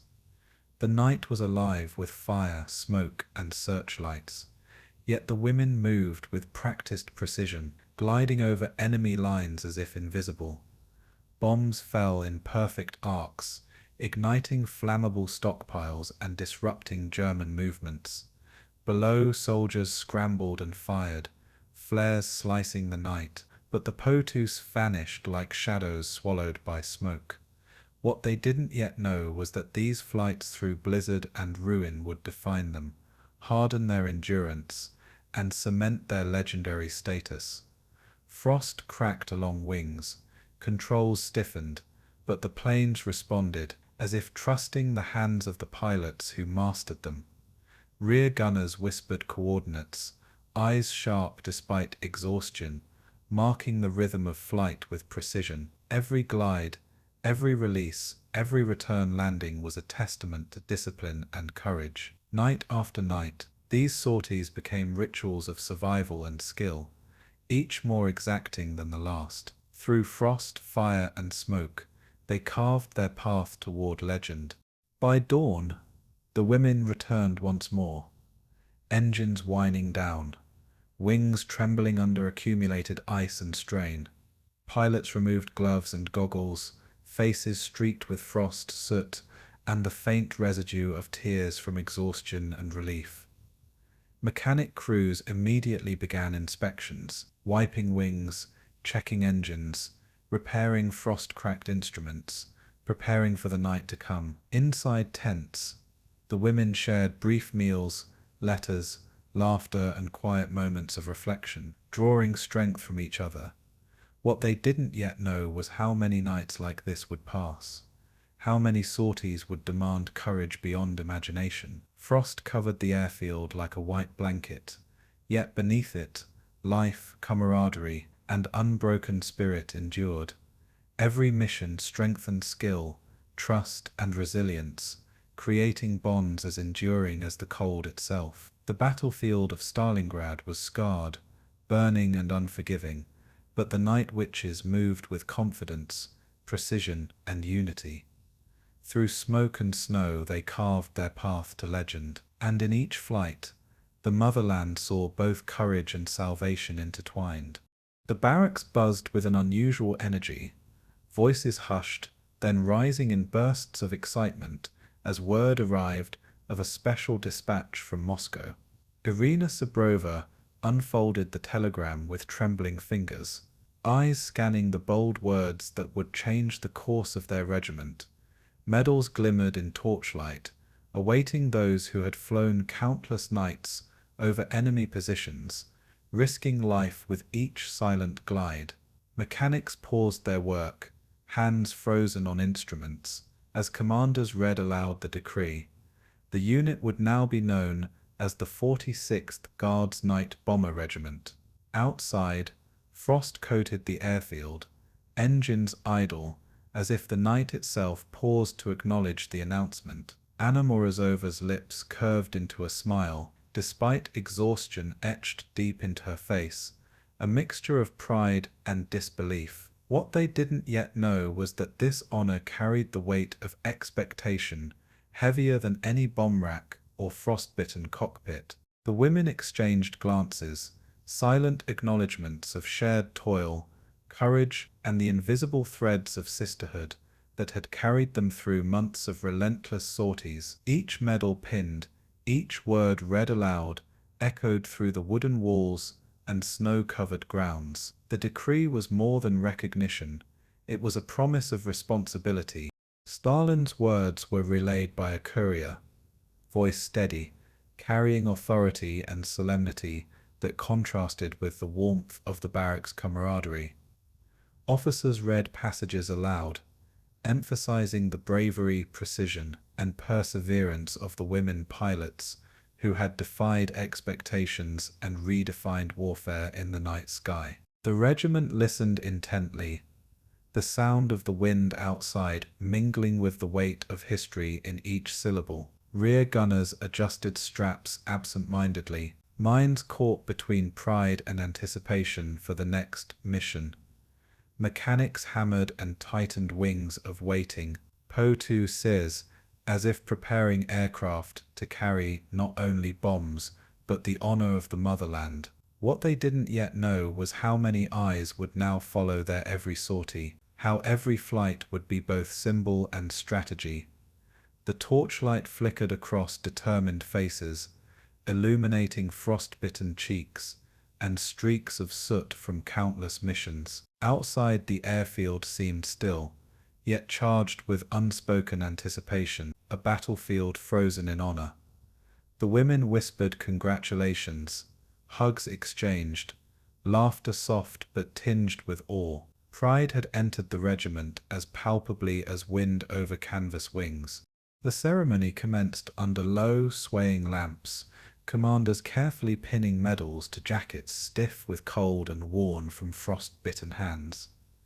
Anna Morozova received her insignia with quiet dignity, eyes reflecting the glow of torchlight and the faces of comrades who had flown beside her.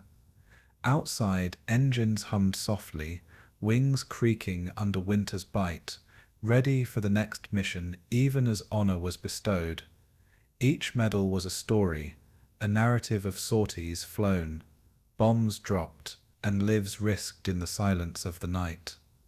What they didn't yet know was that the 46th Guards would soon carry a reputation that reached beyond borders, feared by the enemy, revered by the nation. Letters and notes pinned inside jackets reminded pilots of home, a grounding counterpoint to the grandeur of recognition.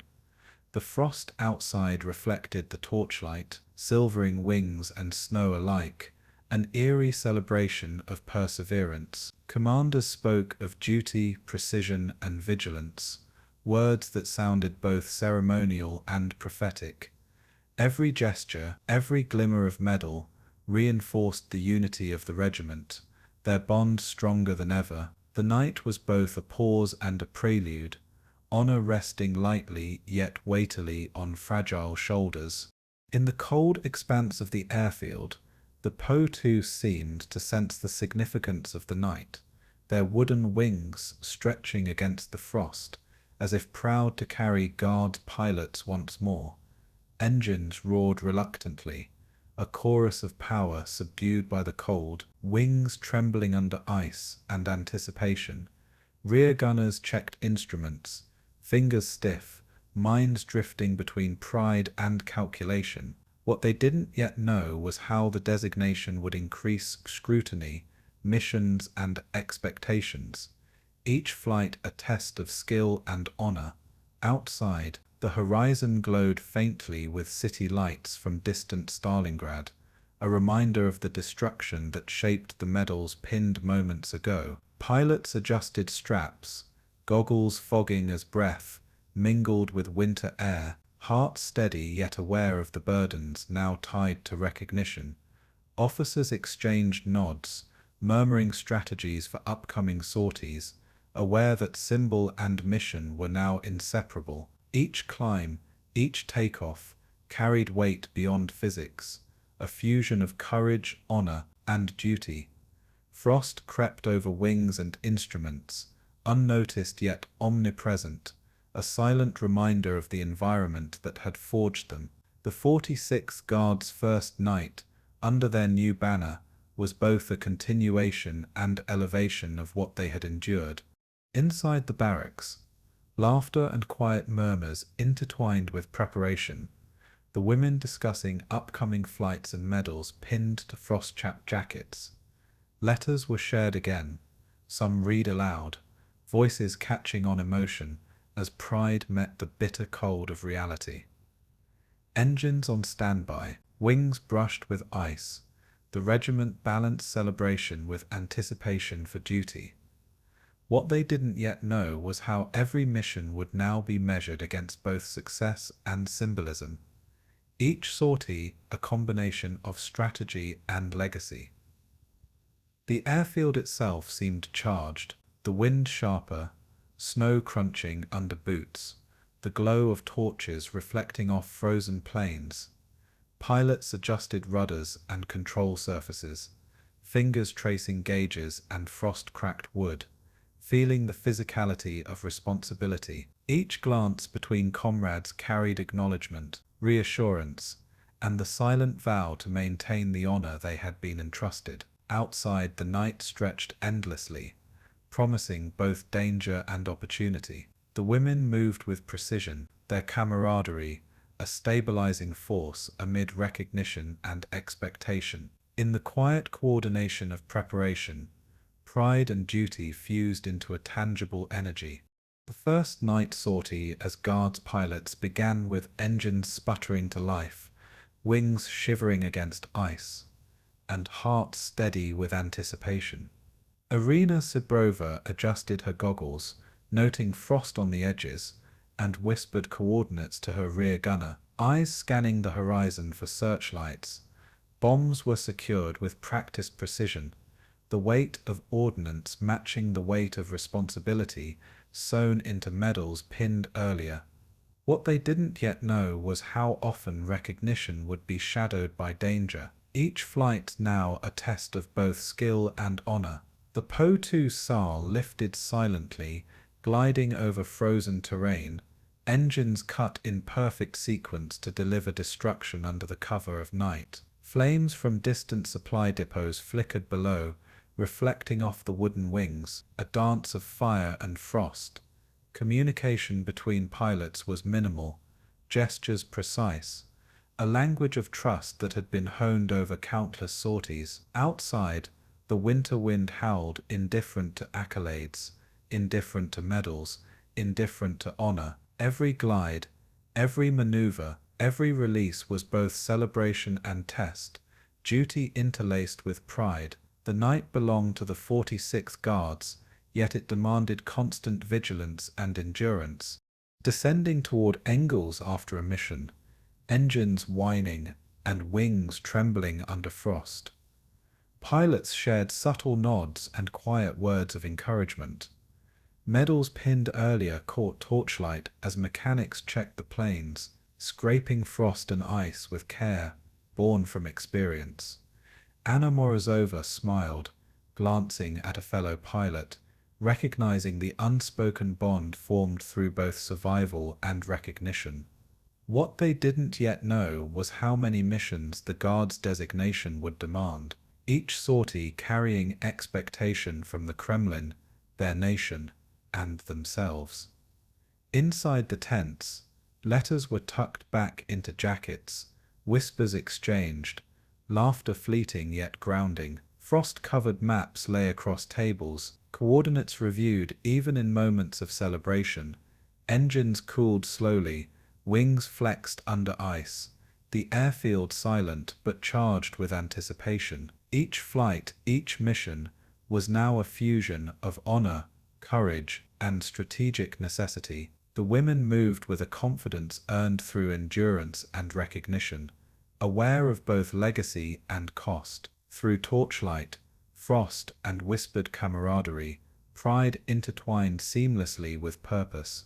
By dawn, the night's sortie complete, pilots removed gloves and goggles, faces marked by frost, soot, and exhaustion, yet eyes shining with the weight of honor.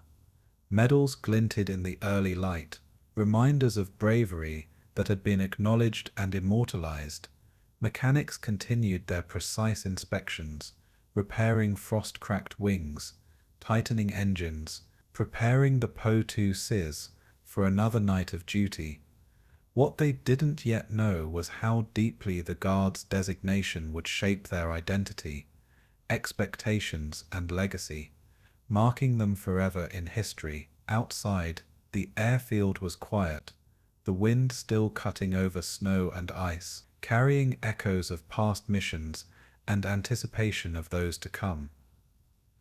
Every glance, every shared word, every precise adjustment to plane or instrument reinforced unity and trust. Through frost, flight, and relentless duty, the 46th Guards carried honor on wings of wood and canvas. Their courage was measured not only in sorties flown, but in every breath of frost-bitten night air, every heartbeat beneath medals and insignia. The Guard's banner fluttered, stitched with sacrifice, and in that flutter, history recognized their courage, resilience, and unyielding spirit. Anna Morozova's Po-2 trembled as it climbed into the freezing night, engines whining against the weight of ice and ordnance. The sky was black, thick with the faint glow of distant fires, each flash a reminder of war's omnipresence.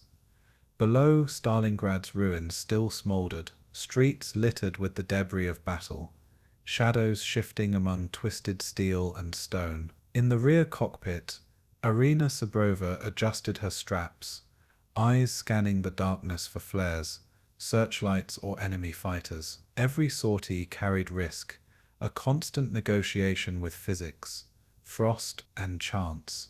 What they didn't yet know was that the regiment's losses would soon carve grief into their nightly rituals, each flight marked by absence. Frost clung to control surfaces, engines responded sluggishly, the wooden wings creaking as if warning of the fragility of life above. Bunk beds back at Engels were emptier with every return, each vacancy a silent testament to courage lost. Letters from home remained unopened in pockets, unread because there was no time between grief and duty. The night was a crucible, testing not only skill but the endurance of the human spirit. Below, a parachute, tangled in a barren tree, marked the fall of a young pilot whose laughter once echoed through tents. Mechanics and fellow pilots approached cautiously, hands brushing frost and wood as if touching memory itself. Every torn line, every frayed cord told a story of ambition, courage, and the cruel hand of war. Commanders recorded names, numbers, and locations, while others knelt quietly, tracing initials into the frozen earth. What they didn't yet know was how these losses would forge an unbreakable bond, grief feeding resolve, turning mourning into relentless determination. The cold was merciless, wind biting through uniform layers, frost forming crystals in hair and on cheeks.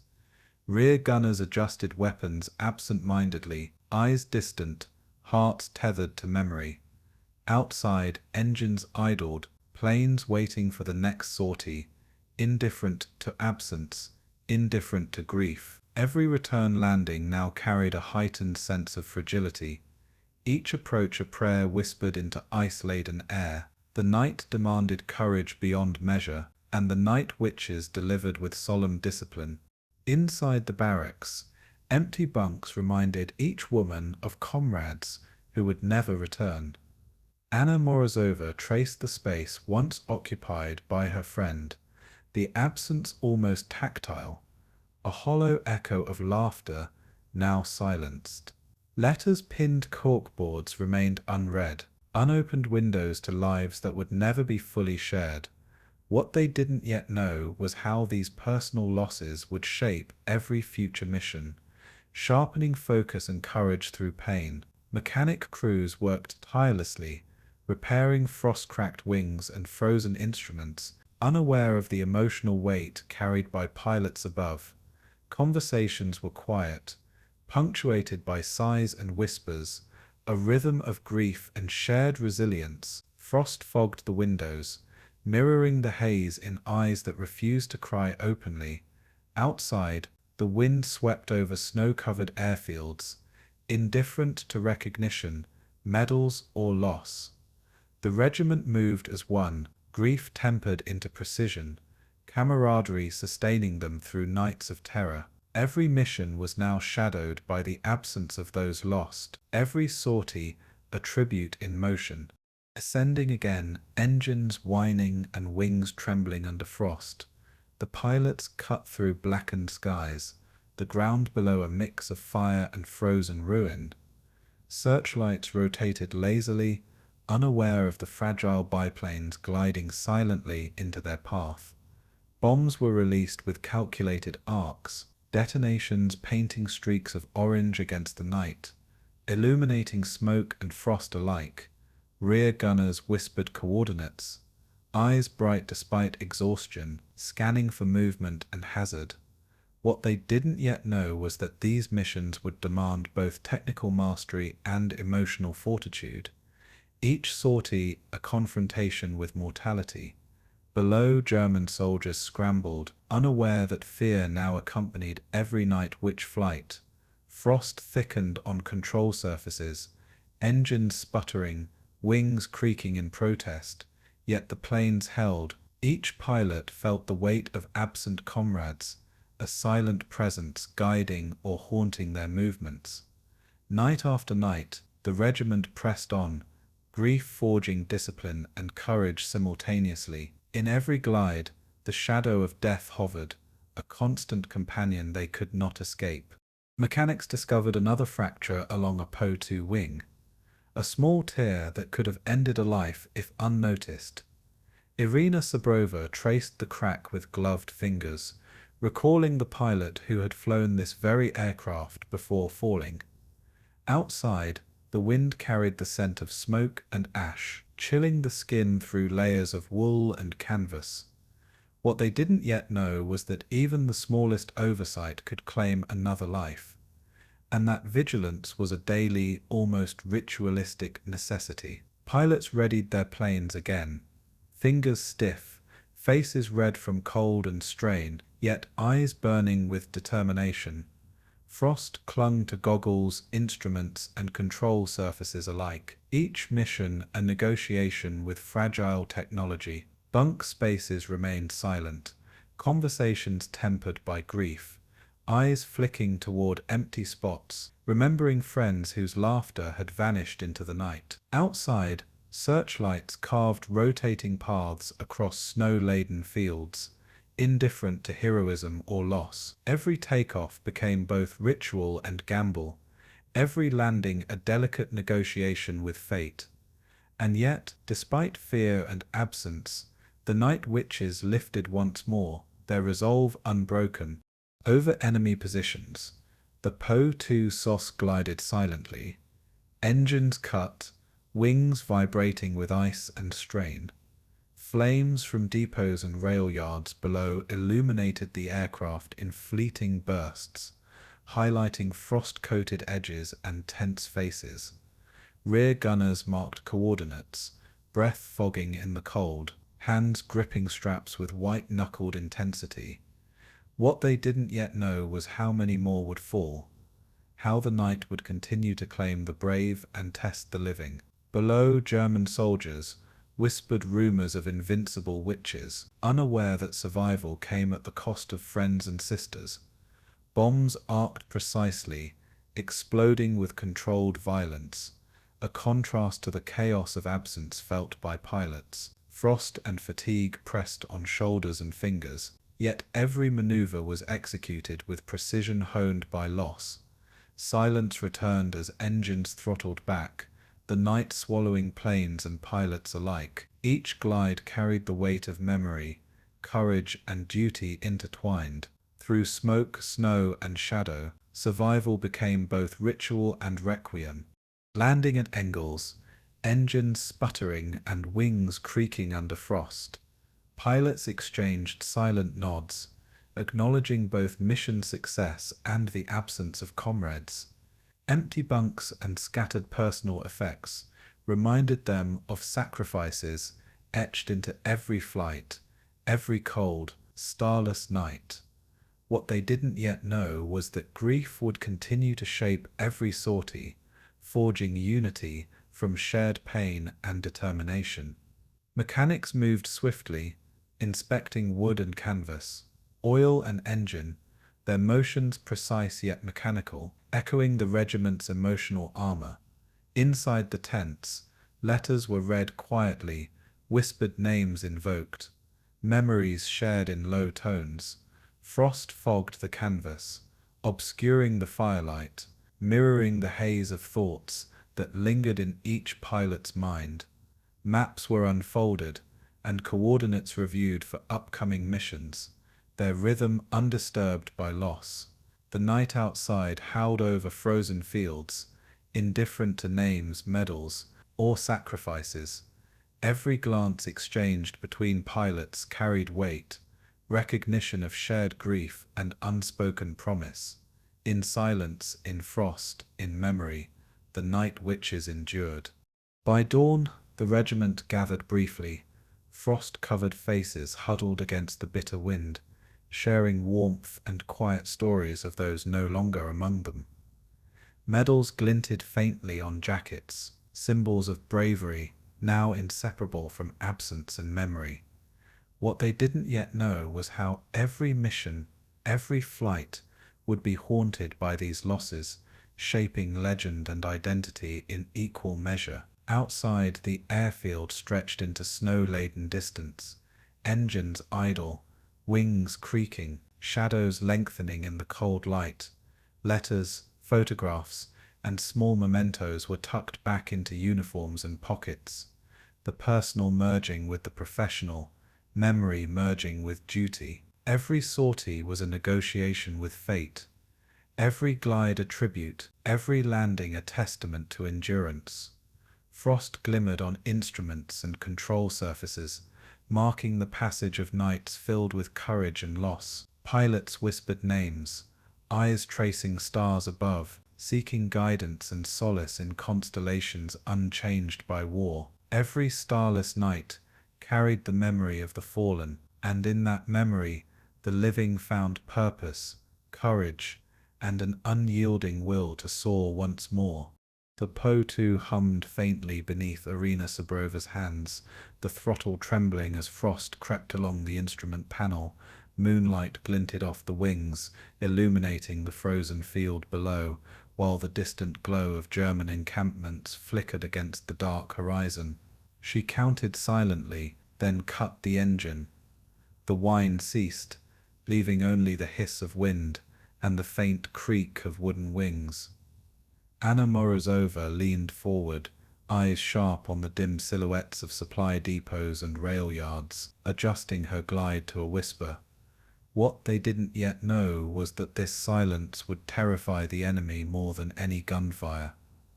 Below, German sentries froze mid-step, ears straining for a sound that never came, shadows of doubt creeping into their ranks. Bombs were released with quiet precision, arcs traced in the moonlight, detonations muted, swallowed by night and frost. Rear gunners whispered coordinates softly, communicating in a language perfected through months of frost-bitten nights. Every motion was choreographed, a dance between aircraft, gravity, and silence. They moved unseen, skill and courage coalescing into a weapon beyond steel or fire.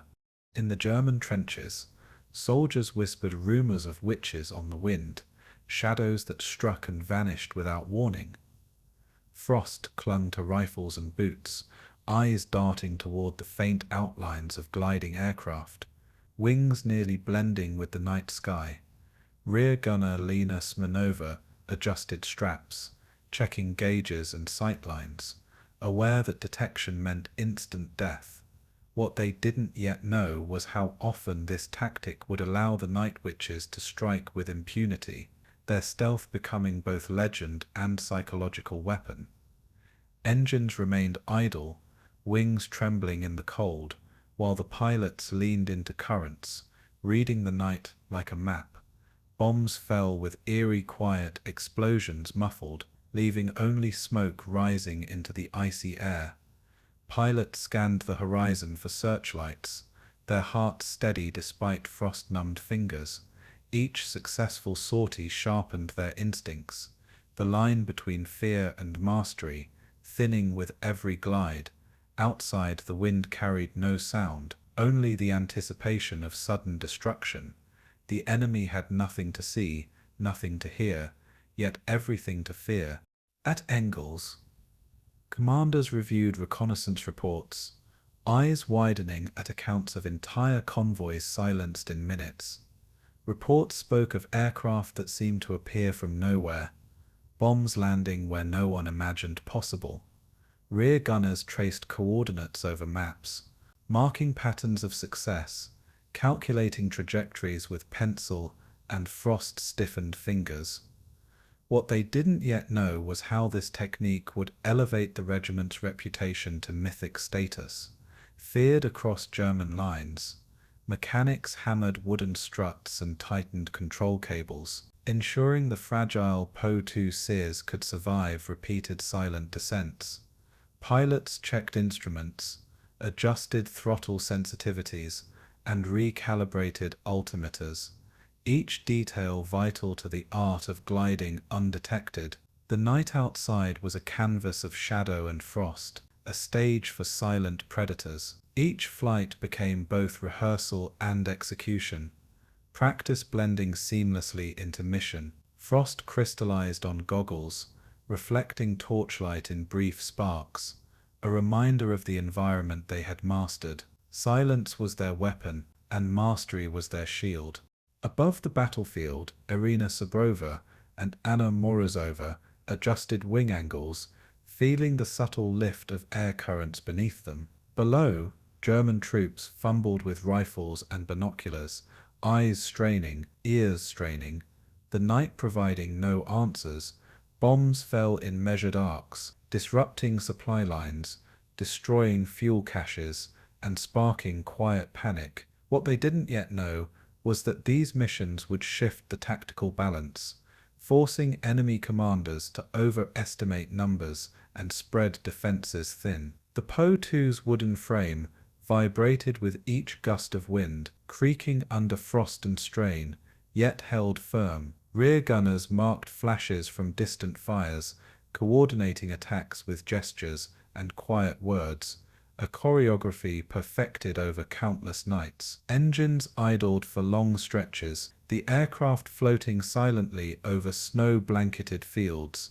Every approach, every glide, was calculated with precision born from both fear and experience. Moonlight cast fleeting shadows over frozen rivers, snowfields, and ruined villages, transforming destruction into an almost surreal spectacle. In that silence, mastery over death became visible, a quiet artistry of warfare.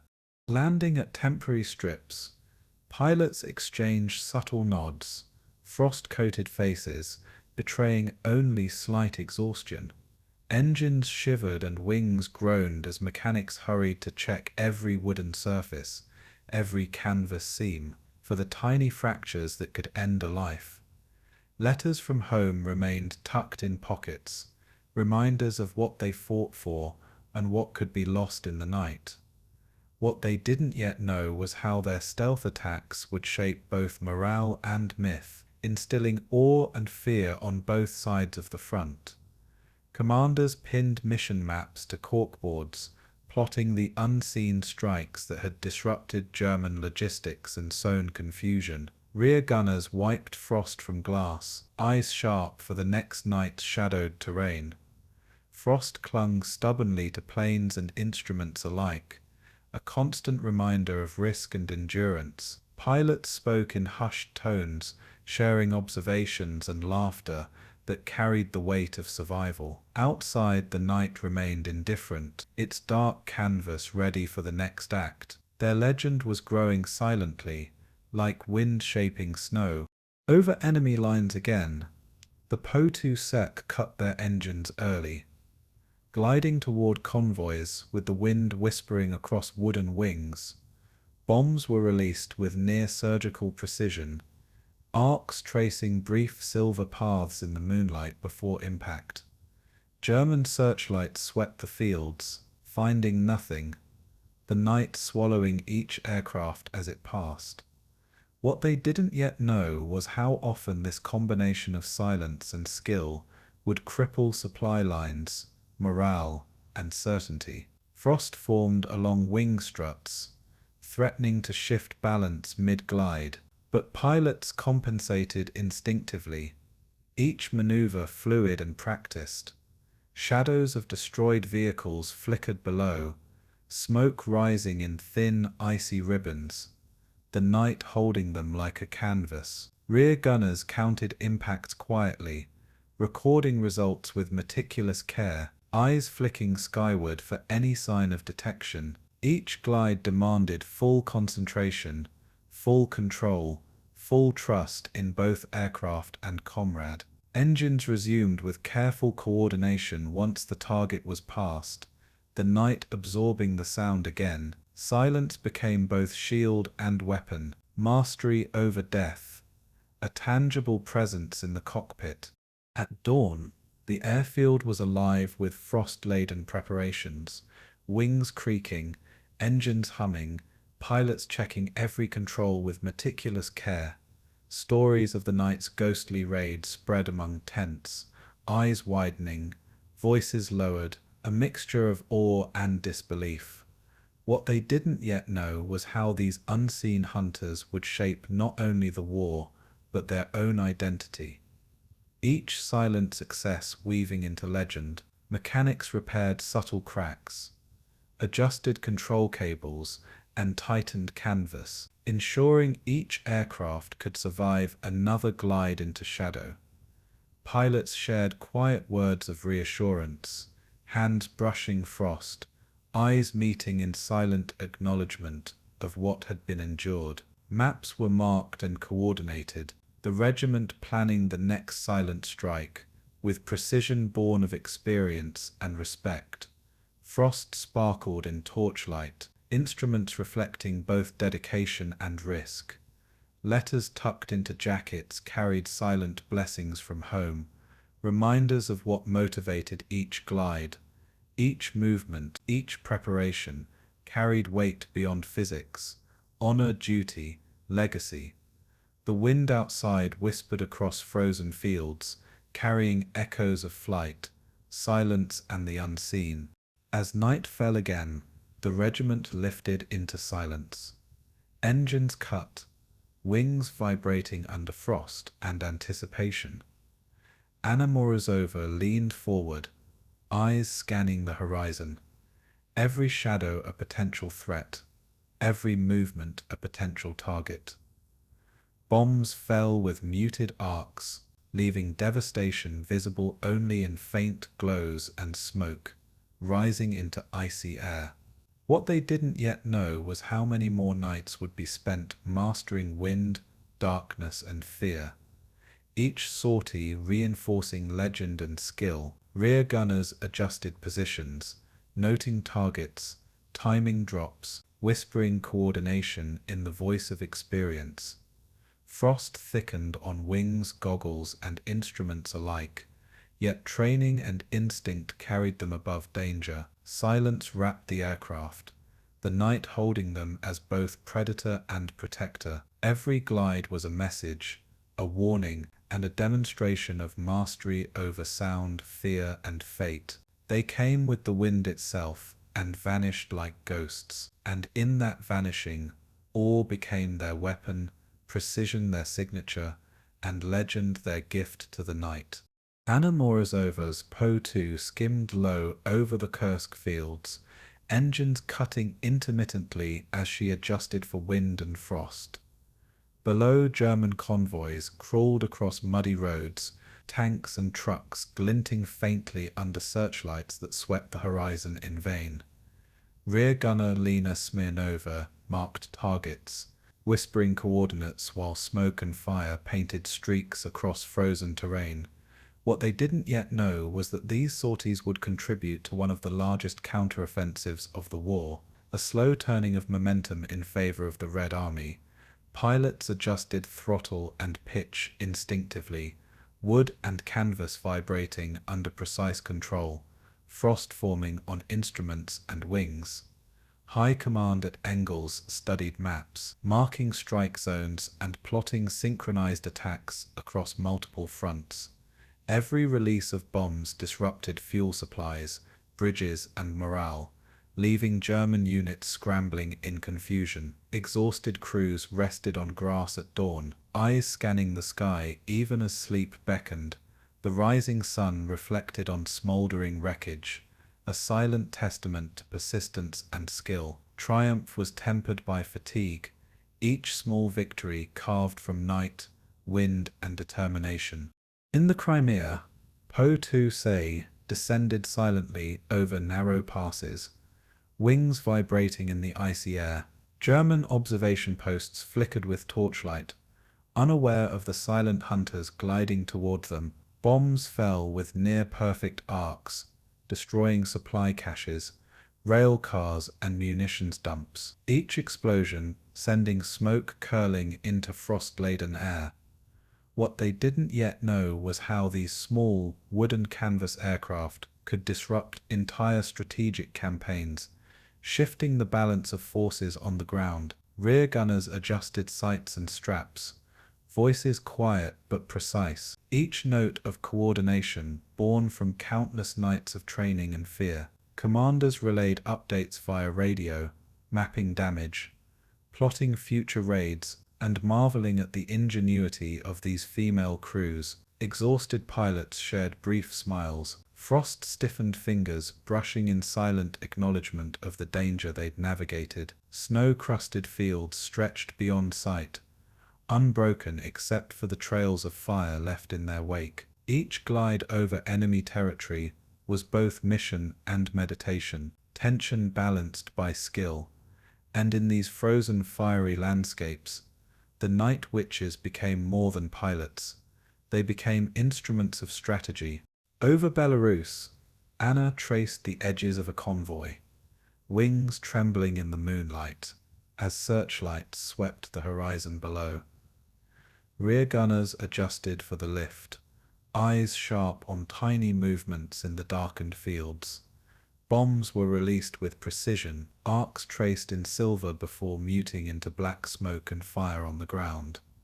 What they didn't yet know was how each night would redefine expectations, forcing the enemy to overestimate both number and skill of these pilots. Frost formed on every strut and wire, threatening balance, yet instincts carried them smoothly over each target. Command rooms buzzed with reports, officers marveling at both efficiency and audacity of the women's silent attacks. Exhausted crews huddled for warmth between sorties, sharing stories of fire, wind, and fear. Each mission reinforced camaraderie, blending grief and triumph into unspoken understanding. Snowfields and forests passed silently beneath, obscuring the scale of destruction until night lifted. The tide was turning, each sortie a ripple in the larger sweep of war. Kursk and Crimea were now mapped in memory as well as on charts. Pilots knew every ridge, every river, every shadow that could hide danger. Engines cut mid-flight, gliding over German columns, the night swallowing their approach in absolute silence. Bombs dropped, bridges collapsed, convoys stalled, the effect magnified by surprise and fear. What they didn't yet know was that these operations would cement the Night Witch's reputation, feared and mythologized by the enemy and respected by allies. Frost clung to goggles and gloves, yet concentration never wavered, each pilot dancing with risk. Commanders at the front followed reports of destruction, ordering follow-ups and reinforcing sectors previously thought secure. Exhausted hands gripped controls as ice crept across metal and wood alike, tension coiling in each subtle adjustment. Pilots exchanged silent nods across formation, a language of trust born from hours of shared danger. Smoke and fire traced invisible maps across frozen terrain, each plume a marker of strategy executed flawlessly. Victory was quiet, intimate, and deliberate, a careful negotiation between skill and fate. Mechanics worked feverishly at Engels, repairing frost-cracked wings and creaking control cables under lantern light. Letters from home lay folded on tables, unread, reminders of lives on hold while the war demanded mastery and sacrifice. What they didn't yet know was how their efforts below decks and in tents amplified each sortie, ensuring planes remained lethal despite fragility. Pilots rested briefly, sharing stories of near misses, of frozen fingers and engines sputtering mid-glide.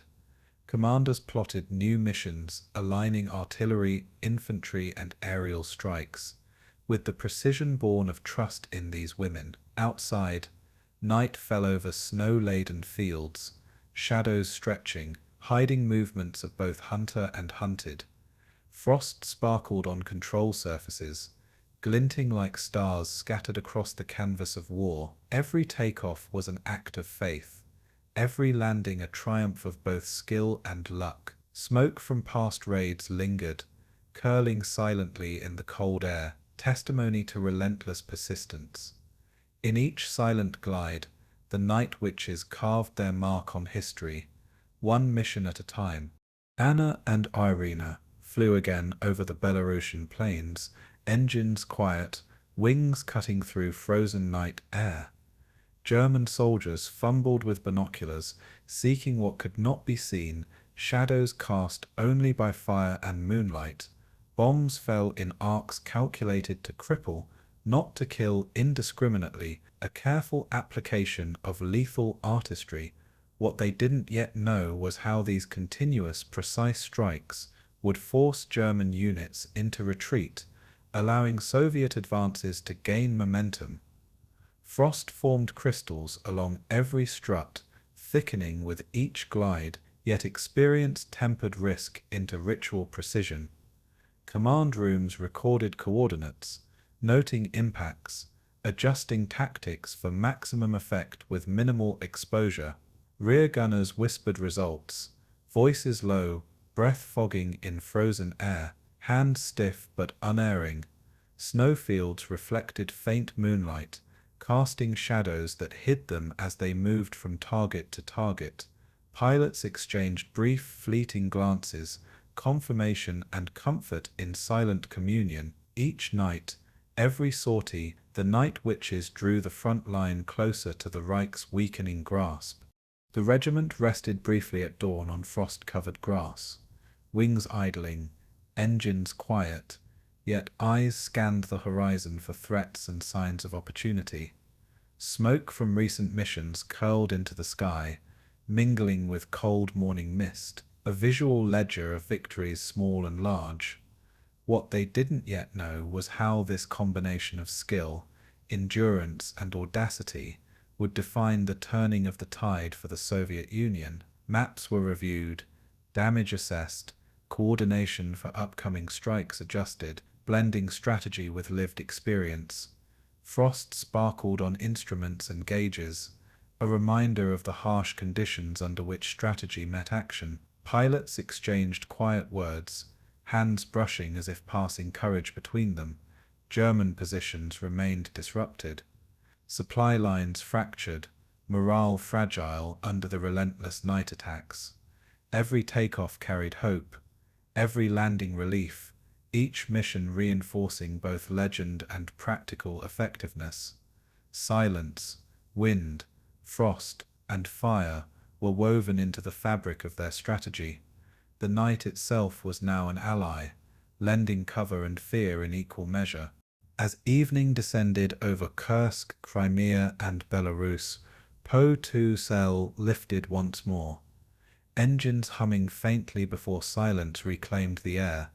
Wings cut through moonlight, gliding with precision, shadows passing over frozen fields and burning convoys alike. Bombs fell, arcs traced, smoke rose, German units scrambled, unaware of exact numbers or origin. What they didn't yet know was how these nightly raids would cumulatively shift entire fronts, shaping both tactical success and morale. Rear gunners whispered targets, pilots adjusted angles, frost clung, hands stiffened, yet mastery carried them. Smoke, fire, frost, and wind became instruments of war, controlled by those who embraced danger fully, exhausted, triumphant, silent. Each sortie a negotiation with death, and a tribute to skill. And in the quiet aftermath of each mission, the night witches left marks not only on the battlefield, but on history itself. The night itself became their ally, and the enemy yielded ground. Triumph was measured in gliding arcs, quiet courage, and the patient, unrelenting turn of fortune. Elena Konstantinova sat on the edge of the frozen airstrip, notebook balanced on her knees, pencil scratching softly as snow drifted across her lap. The hum of distant engines had faded, leaving only the occasional rattle of canvas wings settling in the cold. Smoke from a single cigarette curled upward, reflecting a fleeting orange glow against frost-crusted tents. What they didn't yet know was that these rare lulls were themselves a weapon, moments to recover, to observe, to understand the war they waged nightly. Across the strip, Anna Morozova traced lines of flight paths in her own notebook, calculations and sketches, interwoven with sketches of home. Frost sparkled along wing struts and instruments, catching the dim lantern light, making even the mechanical seem fragile and alive. A stray dog padded between tents, nose twitching at scraps, indifferent to strategy and battle. Laughter floated quietly from the cook tent, soft and human in contrast to the metallic cold of the machines. Each breath hung visible, a reminder of both cold and life, fragility and endurance. For these women, silence was no less meaningful than the roar of engines or the crack of bombs. In the barracks, Natalia Popova traced letters from her mother, reading and rereading lines about home, warmth, and bread, a world untouched by war. Her fingers hovered over the ink, frozen slightly from the draft that crept under canvas flaps. What they didn't yet know was how these small reminders of home sustained courage in nights that would demand absolute precision and nerve. Outside, Po-2 rested on snow-covered fields, wings creaking as frost tightened canvas and wood. Mechanics checked control cables and instruments meticulously, voices low, mindful of the fragile balance between safety and risk. Pilots exchanged quiet nods, a ritual of acknowledgement and reassurance after sorties that had tested every instinct. Smoke from stoves and lanterns wove a thin haze, softening the harsh outlines of frost-covered aircraft. Conversation drifted into memory and rumor, laughter and sighs blending with the rhythm of winter. Frost-coated goggles, clipped together and resting on tables, reflected the candlelight like tiny moons. In these moments, war was both everywhere and nowhere, pressing close yet allowing breath. At the edge of the field, Tatiana Sokolova watched snow settle over tire tracks, over bomb craters, over the scars of past missions. She traced patterns with her boot, a meditation that mirrored the maps she memorized by night. What they didn't yet know was that even in these quiet intervals, the rhythm of war would continue to press relentlessly forward. A Po-2's engine coughed briefly, warmed by careful mechanics, before falling silent again. A lull in the otherwise constant motion. Women gathered around a makeshift table, sketchbooks open, some drawing comrades, some mapping targets, all seeking control in a world of chaos. The wind carried distant sounds of gunfire and explosions, reminders that the front lines never truly rested. Frost formed delicate patterns on tent flaps, each crystal catching lantern light like a miniature starfield. Hands numb from cold rubbed together, shared warmth passing from palm to palm in silent camaraderie. Notes were passed quietly, observations of enemy movements or weather patterns, small acts of vigilance. These hours between raids were fleeting but essential, the calm holding weight equal to any mission. In the command tent, officers gathered around maps, plotting logistics and upcoming sorties with meticulous care. Pens tapped, chalk traced lines, fingers traced grids of frozen terrain, shadows of smoke curling across the charts. What they didn't yet know was that every calculation here would be tested with deadly precision under the cover of darkness. Pilots returned from brief sorties, engines still warm, faces streaked with frost and soot, bringing first-hand intelligence to complement the maps. Frost clung to their uniforms, frozen eyelashes dusted in powdery white, breath visible in the dim lantern light. Conversations drifted to family, childhood, places of warmth, grounding memory amidst the machinery of strategy. Calculations balanced with intuition, orders tempered with respect for human endurance, every decision layered with risk. Outside, the snow fell silently on Po-2 wings, muffling the world in a soft white haze. Letters exchanged among pilots were tucked into pockets for future reading, small treasures of hope and memory. Even in lull, anticipation threaded through each breath, a quiet tension waiting for the storm to return. By a lantern-lit stove, Marina Raskova folded a letter from her father, the edges dampened by frost, and a tear she hadn't noticed. The glow highlighted the lines of worry and encouragement, words of home pressed into the reality of war. No one imagined this would become a refuge, a fragile moment suspended between missions, carrying weight beyond the pages. Outside, snow-muffled footsteps across the airstrip. Po-2 wings still, and trembling under the night's cold embrace. Rear gunners sharpened sighting tools, adjusted straps, preparing for the return of movement with meticulous care. The wind carried distant echoes of artillery, a reminder that this calm was temporary, that silence could never fully shield them. Conversations between pilots were subdued, laughter tempered, voices carrying the rhythm of fatigue and endurance. Frost crystallized on goggles and boots, catching dim lamplight and turning mundane objects into ephemeral art. A single bird flitted across the sky, indifferent to human struggle, shadowed by moonlight.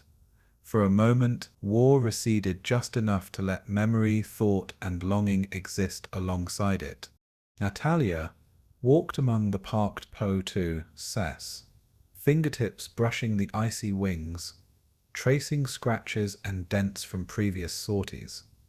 Each mark carried stories of wind, fire, enemy fire, and survival, a diary etched into wood and canvas. What they didn't yet know was that these silent reflections would fuel courage for nights yet to come. Resilience born from observation as much as action. Smoke rose from stoves, carrying the smell of damp wool and cold metal, grounding them in the small warmth of human ritual. Sketchbooks opened under lanterns revealed portraits of comrades, landscapes of home, and imaginative flights, each line a quiet rebellion against despair. Hands froze over pencils, resumes in mid-motion, while distant engines reminded them that the world of action waited. Letters were read and reread, some from lovers, some from parents, each word reinforcing the fragile tether to life outside war. Frost sparkled across canvas surfaces, instruments reflecting light in ghostly patterns, voices lowered in hushed exchanges, thoughts drifting between past and future. Even witches longed for fleeting hours, for a dawn unshadowed by battle. In the mess tent, Anna and Elena shared tea, the steam rising slowly in the cold, a fragile warmth against the pervasive chill. Conversations drifted to home villages, childhood games and quiet memories, voices soft against the constant drone of distant artillery. No one imagined this would become as critical as any briefing or sortie. The act of remembering, of grounding themselves, carrying strength for the nights ahead. Outside, snow drifted over frozen fields, muffling the creak of wings and the occasional distant engine. Pilots sketched flight paths, noting ice conditions and wind currents, blending memory, strategy, and observation. Lanterns reflected on frost-covered instruments, a quiet mosaic of preparation and reflection.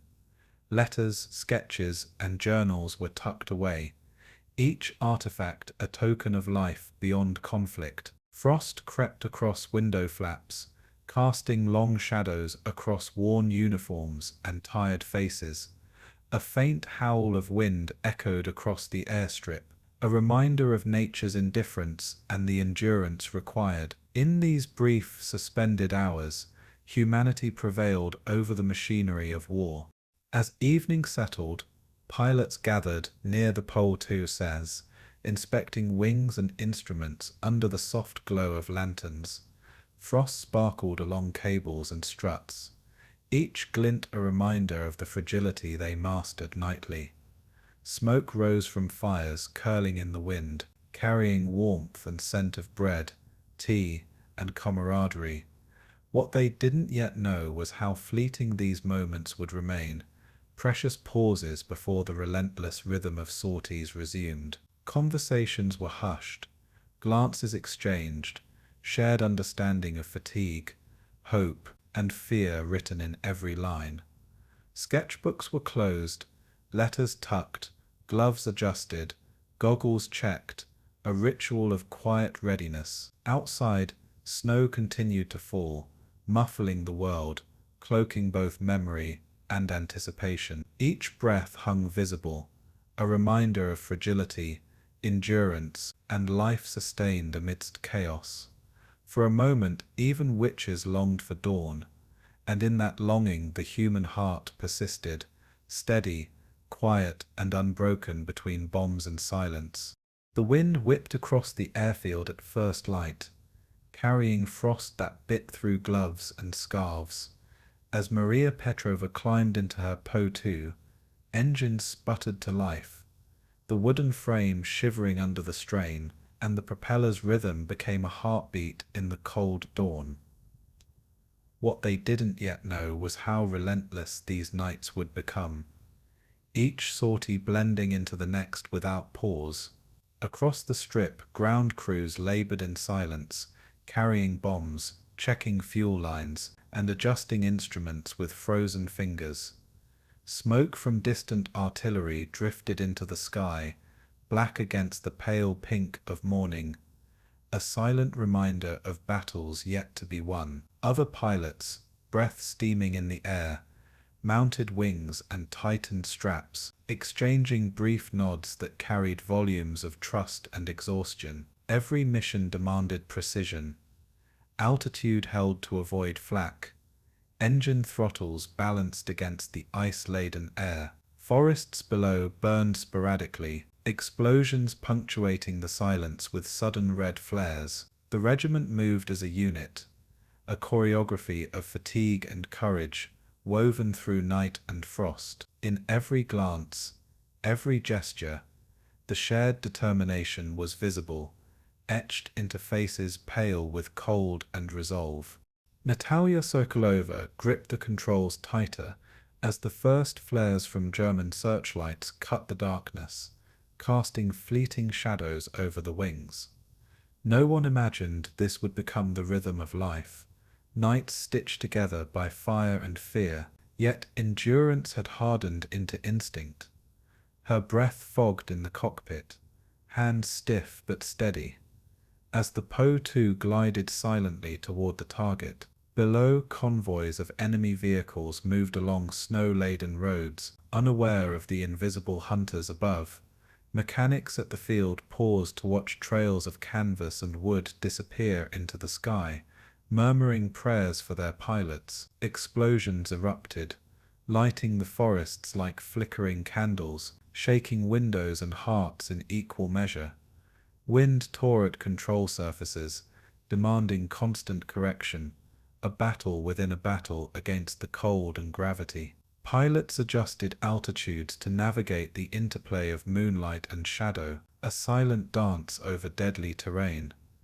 Every night blurred into the next, yet each flight carried weight, consequence, and courage. By dawn, aircraft returned, engines throttled down, bodies shivering but mission complete. In a frozen tent, near the edge of the airfield, Anna Morozova counted bombs while listening to the distant hum of planes returning. Frost clung to her uniform, mixing with soot and sweat from previous sorties, a testament to the intensity of each night. What they didn't yet know was how this relentless cycle would test not only skill but spirit, demanding endurance beyond imagination. Pilots shared brief smiles and murmurs of relief, hands brushing frozen surfaces in silent acknowledgement of survival. The air reeked of smoke, fuel, and the iron tang of snow-soaked earth, a sensory map of war etched in every inhalation. Outside, searchlights swept across the horizon, catching nothing but the empty night. Yet their presence was enough to quicken hearts. Orders from the command tent crackled through radios, specifying target coordinates and timing for the next assault. The women moved with practiced efficiency, adjusting controls, checking altimeters, and distributing payloads. Engines warmed as crews climbed aboard once more, undeterred by fatigue that gnawed at limbs and thought. By nightfall, the regiment would repeat the cycle, flying until the sky itself seemed endless. Maria glanced at her co-pilot, Tatiana Sokolova, whose eyes were fixed on the instruments, steady and unwavering despite frostbite in her fingers. No one imagined this would become the crucible that forged not just skill, but an unbreakable bond between these sisters of the sky. Below, forests and towns bore the scars of repeated bombing, smoke rising in columns like spectral sentinels of destruction. Engines hummed, then fell silent, the Po-2s gliding toward targets, each flight a whisper of death that carried the weight of survival. Pilots navigated using the moon, stars, and faint landmarks, relying on memory as much as instruments. The wind tore across the wings, threatening to unseat the fragile wooden frames. Yet every hand on controls met resistance with practiced precision. Bombs released with a soft thud. A brief tremor felt through the fuselage, then silence returned. On the ground, mechanics huddled around stoves, glancing upward with worry and pride. The regiment's energy was a quiet roar, invisible yet palpable, felt in every snowflake and gust. As night deepened, the pilots pressed on, knowing rest was temporary and duty eternal. Exhaustion pressed against every muscle as the Po-2 sail lifted into the obsidian sky, engines shivering under the strain of cold and repeated use. Frost formed on windshields, limiting visibility, yet instincts honed over years carried each pilot through the darkness. What they didn't yet know was how this final push toward victory would demand all they had, body and soul. Ground crews braced against wind gusts, watching the silhouettes vanish into the night, aware that each plane could be the last to return. Explosions illuminated forests and rivers in stark orange flashes, a deadly symphony echoing across Eastern Europe. Radio chatter crackled with coordinates, warnings and encouragement, threading connection through the icy night. Every ascent and glide required calculation, wind, weight, angle of attack, altitude, all executed under pressure. Pilots' eyes strained against darkness and exhaustion, hands gripping controls with a mixture of fear and determination. The line between fatigue and resolve blurred, each sortie layering one night upon the next. By dawn, the sky would bear witness to both destruction and survival, a testament to endurance beyond measure. Natalia tightened her scarf against the wind, eyes scanning the horizon where distant fires traced the front lines in flickering orange. No one imagined this would become a rhythm. Nights stitched into memory with the soot of bombs and the frost of exposure. She adjusted the throttle, feeling every vibration through the wooden frame. Every gust a negotiation between skill and chance. Forests erupted in fire and smoke, and the scent of pine mingled with gunpowder, filling the cockpit with the tangible reality of war. Below, German positions struggled against the night, flares momentarily revealing frantic figures and vehicles. Pilots exchanged brief signals, a choreography perfected over hundreds of sorties, trust woven in every gesture. Engines cut silently at intervals, allowing glides that carried death with subtlety and precision. Snow crunched under the landing gear as aircraft returned to frozen fields, pilots shivering yet triumphant. Each night, they absorbed both beauty and horror, landscapes lit by explosions and moonlight alike. Their resolve, carved in frost and flame, propelled them forward until the longest nights themselves seemed conquered. In the command tent, maps were marked with red pins, trails of movement tracing victories, losses, and objectives yet unfulfilled.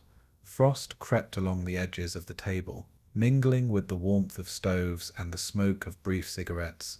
What they didn't yet know was that every calculation, every sortie, was part of a cumulative push that would carry the regiment to history. Pilots huddled briefly, sharing warmth and whispered words of encouragement, drawing strength from collective endurance. Engines hummed back into life, wings quivered under the cold, and instruments glowed faintly in the lantern light. Every flight was a negotiation with mortality, a balance of precision and courage under conditions that strained body and mind alike. Forests and rivers below alternated between shadow and flame, guiding and threatening in equal measure. Radio reports trickled in, confirming hits, losses, and updates, each word a pulse in the rhythm of relentless action. Frost-coated hands worked efficiently, almost mechanically, distributing bombs and adjusting controls. The night demanded everything, and still they rose to meet it, unbroken. By the final hour of darkness, Engines droned low as the last sorties of the night pressed forward, moonlight catching every frost-laden surface. Bombs fell in measured arcs, explosions punctuating the silence in a symphony of destruction and strategy. No one imagined this would become both ritual and testament, each night a meditation on survival, skill, and resolve. Pilots guided their fragile aircraft through unseen paths, relying on instinct honed over years of frozen flights. Forests, villages, and rivers bore witness to their passage. Scars of war etched in wood and stone, frost-crusted instruments glimmered faintly, each gauge a heartbeat, each lever a promise of control amid chaos. Exhausted hands tightened straps, adjusted throttles, and released payloads with unerring precision. The sky above seemed endless, a canvas stretched between night and dawn, carrying the weight of duty and courage. They flew until dawn blurred into dusk, until night was all that remained, and in the hush that followed, the longest nights left behind only the echo of perseverance, carved across Eastern Europe and into history. The first light of dawn spilled over the outskirts of Brandenburg, catching frost on shattered rooftops as Lieutenant Marina Kovaleva adjusted the throttle of her Po-2. Engines hummed with the rhythm of finality, carrying wooden canvas frames across the ruins of villages and forests, scarred by months of relentless warfare. What they didn't yet know was how close the Reich's heart lay beneath their wings, a labyrinth of streets, bunkers, and desperation. Red Army columns advanced westward, tanks rumbling over cobblestones, artillery trailing smoke like banners in the wind. Pilots scanned the horizon, eyes tracing distant flashes of light where bombs found their marks, each strike punctuating months of endurance and loss. Commanders huddled over maps, pins marking every target, every destroyed convoy, every path of advance toward Berlin itself. Every maneuver was precise. Altitude low enough to evade anti-aircraft fire, yet high enough to remain unseen in the growing light. Frost clung to hands and instruments, but determination outweighed pain, a singular focus on mission and outcome. Communication crackled faintly in headsets, voices taut with urgency yet tempered by training. Across the sky, canvas wings cut silent arcs over the German countryside, shadows moving toward history. Maria Petrova leaned forward, eyes fixed on the smoke rising from a destroyed supply depot, fingers gripping controls with cold certainty.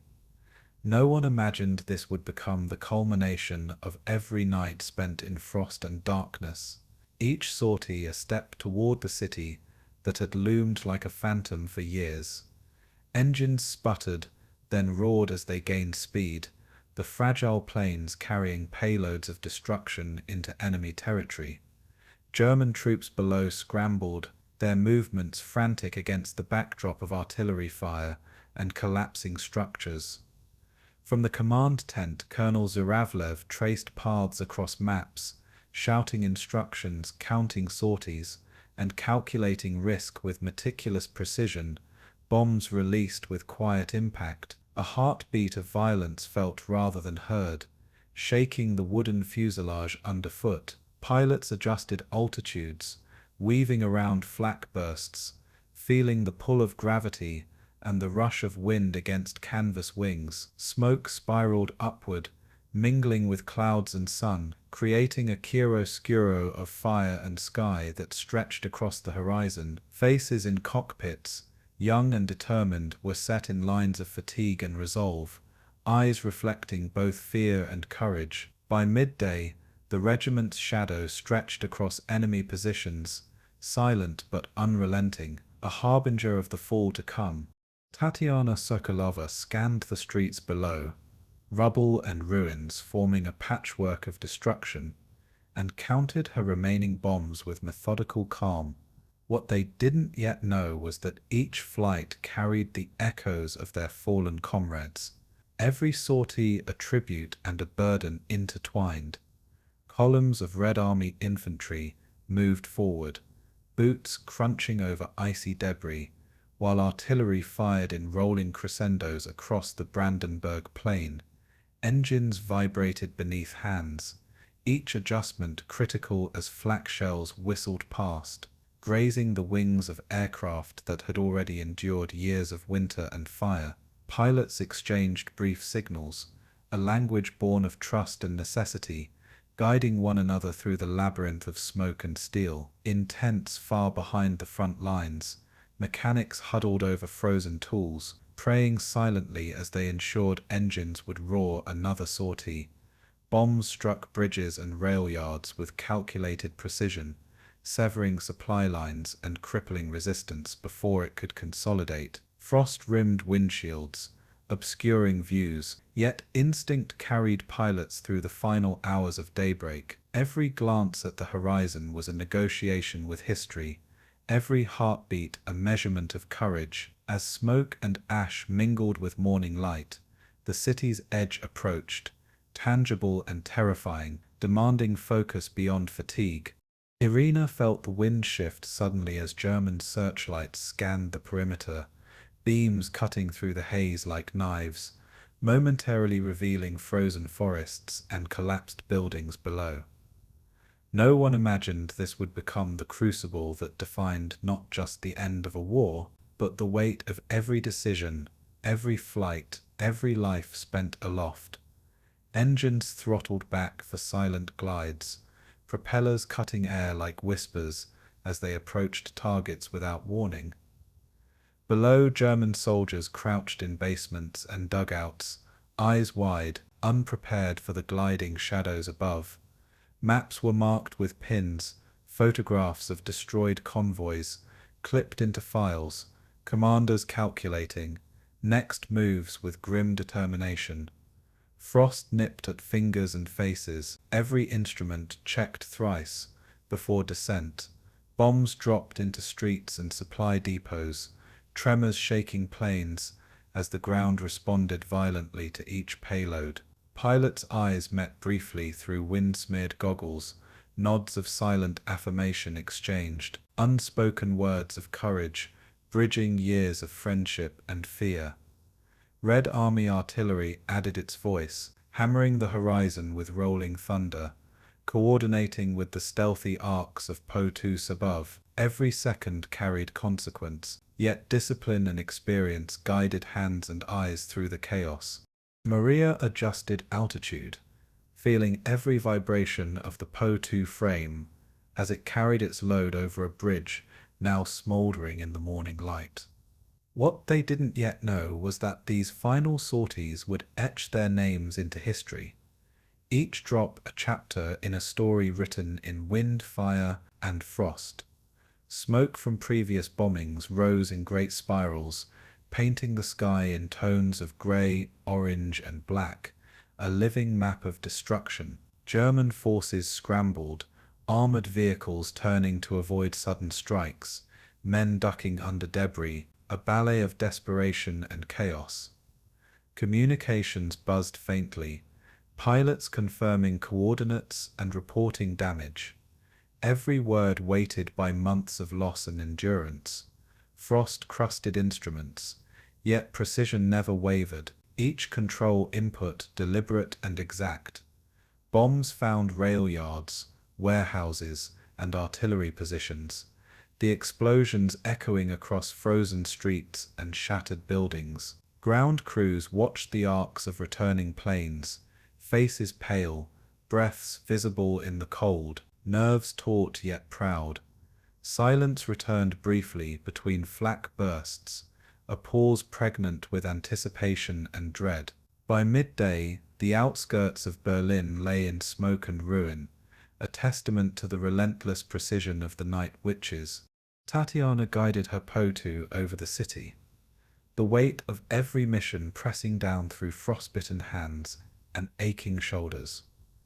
No one imagined this would become a defining moment, where wood and canvas carried courage into the heart of a collapsing empire. Below, streets twisted with rubble, fires reflected off shattered windows, and the distant sound of artillery formed a grim symphony. Engines droned, then cut for silent glides, shadows moving like ghosts over the terrified city below.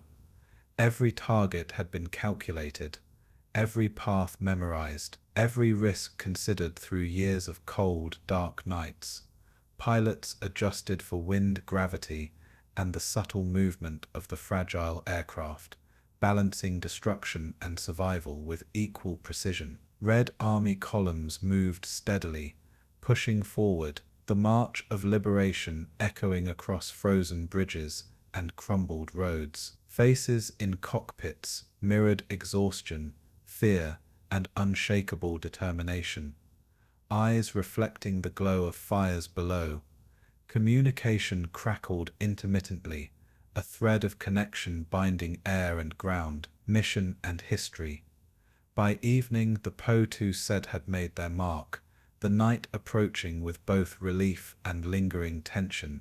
In the command tent, Colonel Zhuravlev traced pins over the city map, noting every strike, every loss, every path toward victory. What they didn't yet know was that Berlin's fall would be as psychological as physical, and their wings had become instruments of both. Pilots huddled briefly, exchanging looks of exhaustion and silent congratulations. Before adjusting straps and preparing for the final missions of the day, engines thrummed softly under frost-bitten hands, instruments glowing faintly in lantern light, each gauge a heartbeat of precision. Bombs dropped with care, arcs traced over bridges, warehouses, and artillery. Destruction measured and relentless. German defenders scrambled, their morale fractured by the invisible scourge, moving with wind and moonlight. Frost clung to every exposed surface, every hand and cheek a testament to endurance and courage. Pilots adjusted altitudes to avoid flak bursts, gliding over the city in choreographed arcs of calculated terror. Smoke and fire painted the landscape in chiaroscuro, each explosion a punctuation mark in a relentless narrative of war. By nightfall, the regiment had imposed itself upon the city, shadows marking the final chapter of a crumbling empire. As darkness settled, engines throttled low, the Po-2s gliding silently over the city that had once seemed invincible. No one imagined this would become the culmination of years of frost, fire, and relentless courage. Yet every sortie had led to this moment. Streets glowed faintly with burning rubble, fires reflecting against shattered walls and smoke-filled skies. Pilots leaned forward, eyes scanning, hands steady despite frost and fatigue, the rhythm of their experience guiding them through final maneuvers. Ground crews watched with quiet pride, breaths visible in the cold, eyes reflecting relief, exhaustion, and awe.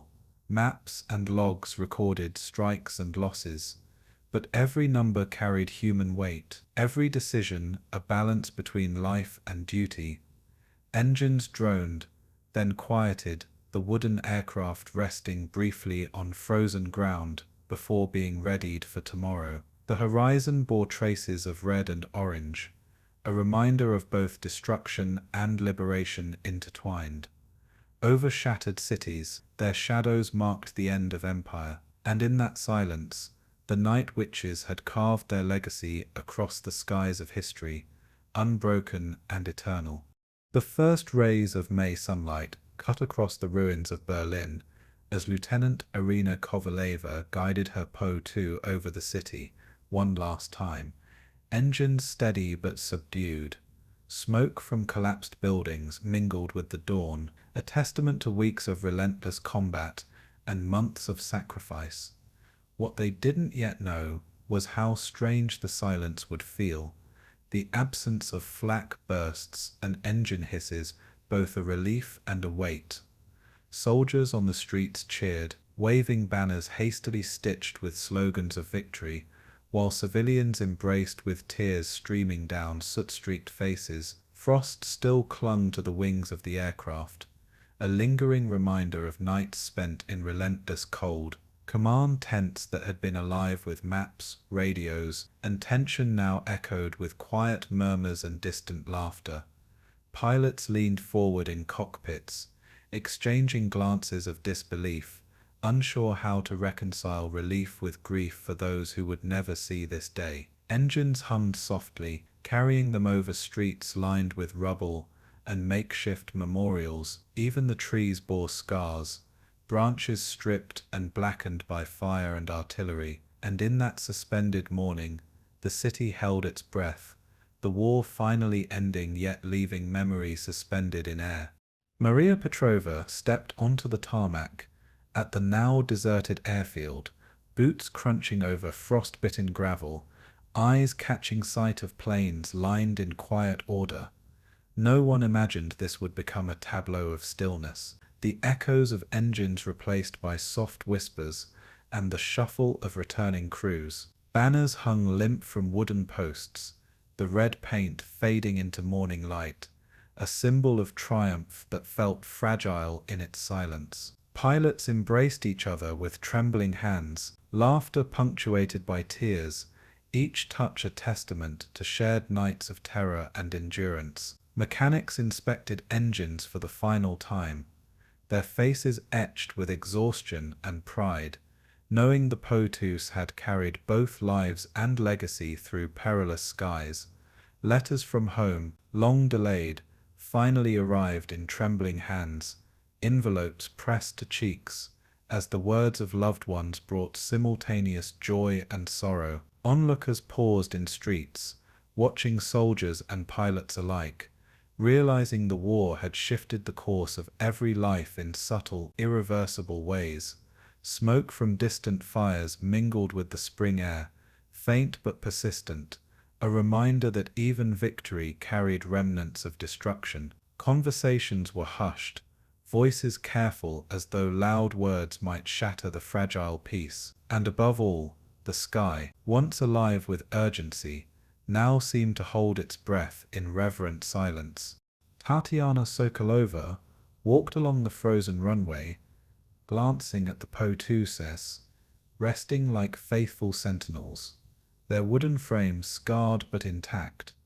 What they didn't yet know was that the calm of this day would etch itself into memory, every creak of wood and metal, a note in the symphony of survival. The nearby barracks, once echoing with shouted orders and hurried steps, now felt hollow, the air carrying the faint scent of coal smoke and discipline left behind. Soldiers passed with weary smiles, shaking hands with pilots whose eyes reflected months of frost, fire, and relentless night sorties. Frost-rimmed goggles hung from necks, instruments quieted, and maps lay folded, pins marking past strikes that had carved a path through the enemy. Civilians moved cautiously among the ruins, offering bread, water, or quiet smiles, gestures small but profound in their significance. Conversations drifted toward those who had fallen. The absent faces felt deeply amidst laughter and relief. Engines that had roared through nights now rested, a low hum of potential barely perceptible in the morning air. The sun climbed, illuminating twisted steel and shattered brick, revealing both destruction and the fragile pulse of new beginnings. And in that space between what was lost and what remained, the night witches stood silent, their courage lingering above every frozen roof and scorched street. Irina gazed over the Brandenburg plain, where artillery had once thundered and flak had riddled the night sky, now calm, except for the occasional flutter of a banner. No one imagined this would become a landscape of reflection, where the scale of sacrifice became visible only in absence.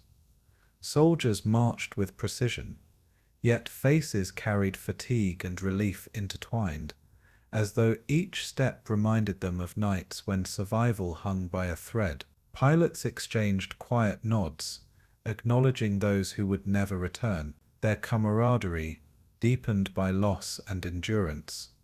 Engines were stilled, but memories of hissing propellers and the wind's bite remained visceral, tangible in every movement. Smoke from demolished buildings lingered, curling into the sky, a silent record of human determination and destruction. Letters from families spoke of hope and sorrow, grounding the surreal weight of victory in personal reality. Frost coated every surface, each icy detail, a memory of previous flights across hostile skies. Conversations drifted toward future assignments, yet many paused, knowing the war's immediate danger had passed, but the cost would echo endlessly, and as the sun climbed higher, Berlin's streets lay quiet, a fragile testament to both survival and remembrance. Maria watched her fellow pilots cleaning instruments, replacing worn straps, and folding parachutes with meticulous care. Each movement deliberate and tinged with reflection. What they didn't yet know was how deeply the silence would press upon them, how absence of urgency could feel as weighty as combat itself. Children, cautious and curious, peeked from behind rubble-strewn walls, eyes wide at the sight of women who had flown through nights of terror. Veterans of the regiment spoke softly, recounting sorties over German positions, glances lifted toward the sky as though still tracking invisible paths. Engines rested quietly, propellers stationary, but memories alive with every vibration, every shudder of past flights. Soldiers passed, removing helmets, shaking hands, some laughing, others whispering names lost to the night. Frost melted slowly under the morning sun, a reminder of the months endured, each frozen dawn and endless sortie preserved in memory. Letters and photographs were exchanged, small rituals to tether past fears to present relief. The camp, once alive with disciplined clamor, held a fragile peace, every step a negotiation with memory. And in the quiet, each pilot felt both relief and sorrow, the dual weight of victory and loss pressing gently upon the soul. Tatiana leaned against a wooden post, watching smoke spiral gently from distant fires, and traced the trajectory of countless missions in her mind. No one imagined this would become the final stage where reflection overshadowed action, where courage existed in stillness rather than flight. Fellow pilots gathered, some laughing softly, others staring at the horizon, each face a map of fear, determination, and endurance. Engines were checked for the last time, instruments polished, and maps filed away, yet every detail resonated with the rhythm of survival.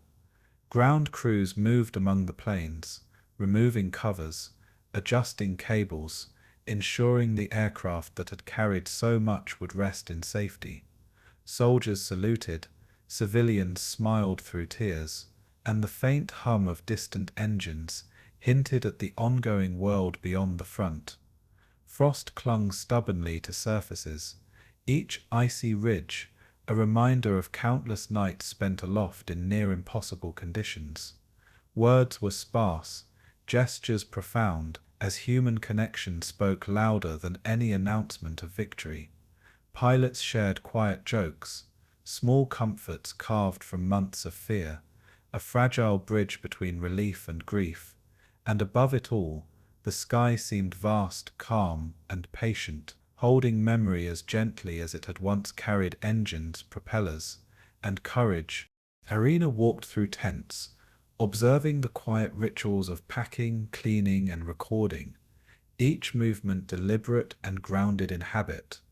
What they didn't yet know was how long this silence would last, and how indelible the mark of war had become on both land and spirit. Names of the fallen were whispered, etched on boards, murmured over photographs, each one a tether to memory that refused to fade. Pilots shared letters and small gifts, tokens of gratitude and acknowledgement, grounding joy in remembrance. engines rested, yet the memory of vibration, wind, and night flight remained tactile, as though the Po-2 still hummed beneath fingers and feet. Frost coated every tool and instrument, a silent reminder of months spent in unforgiving cold. Soldiers and civilians moved carefully, as though aware that their own presence might disturb the fragile stillness. Smoke spiraled faintly from distant ruins, ghostly markers of destruction and endurance. Each face reflected relief, grief, pride, and exhaustion, a complex tapestry of human response to survival. And in that quiet, the night witches understood that victory was both liberation and solemn duty to memory. The sun climbed higher, illuminating the tarmac, the airfields, and the city streets, now free from the roar of war. Each shadow a gentle reminder of courage and loss. No one imagined this would become a moment of stillness so profound, where absence of action felt both heavy and sacred. Pilots paused to gaze at the horizon, hands resting on instruments that had guided them through months of frost, fire, and silence. Engines whispered quietly in the distance, ready for tomorrow, yet no longer needed for survival. Their potential a testament to preparation and endurance. Civilians approached cautiously, bringing bread, water, and smiles, gestures both small and immense in the wake of human devastation. Banners drooped in the spring breeze, the red paint faded but symbol heavy with triumph and cost. Letters, photographs, and mementos were shared, grounding fleeting joy in memory and connection. Frost melted from instruments and wings, revealing scars and marks of survival, every detail a testament to perseverance. When the guns went silent, only memory remained aloft, and in that space between earth and sky, the night witches hovered forever, ghosts of courage, carriers of both grief and triumph, their legacy etched into the quiet of victory. Lieutenant Marina Kovaleva stood at attention as the medals glinted beneath the bright hall lights, the red ribbons reflecting in her careful eyes. What they didn't yet know was how hollow such ceremonies could feel when the faces of fallen comrades hovered behind each award. Rows of gleaming gold, orders of Lenin, hero of the Soviet Union, were pinned by trembling hands, each clasp a testament to nights spent braving enemy fire in fragile Po-2C. Outside, the parade ground was alive with applause, soldiers and civilians cheering in unison. Yet the sound seemed to float over the city like smoke from distant fires. Tatiana Sokolova adjusted her uniform, fingertips brushing the fabric that had endured months of frost, wind, and relentless flight. Photographers clicked incessantly, capturing faces lined with fatigue and pride, each image a fragment of memory destined for newspapers and archives. Frost lingered in corners of the hall from winter's months past, an invisible marker of endurance. Conversations drifted toward home, children, and siblings, yet each topic carried the unspoken acknowledgement of absence. Medals weighed lightly in the hand, but heavily on the conscience, a paradox of honor and loss. And in the quiet moments between applause, each pilot felt the pulse of remembrance beat stronger than any ceremonial drum. Maria Petrova carefully traced her finger over an aged photograph of her flight crew, smiling yet shadowed by months of frozen dawns and firelit nights. No one imagined this would become a meditation on absence, where recognition coexisted with grief for those never returning.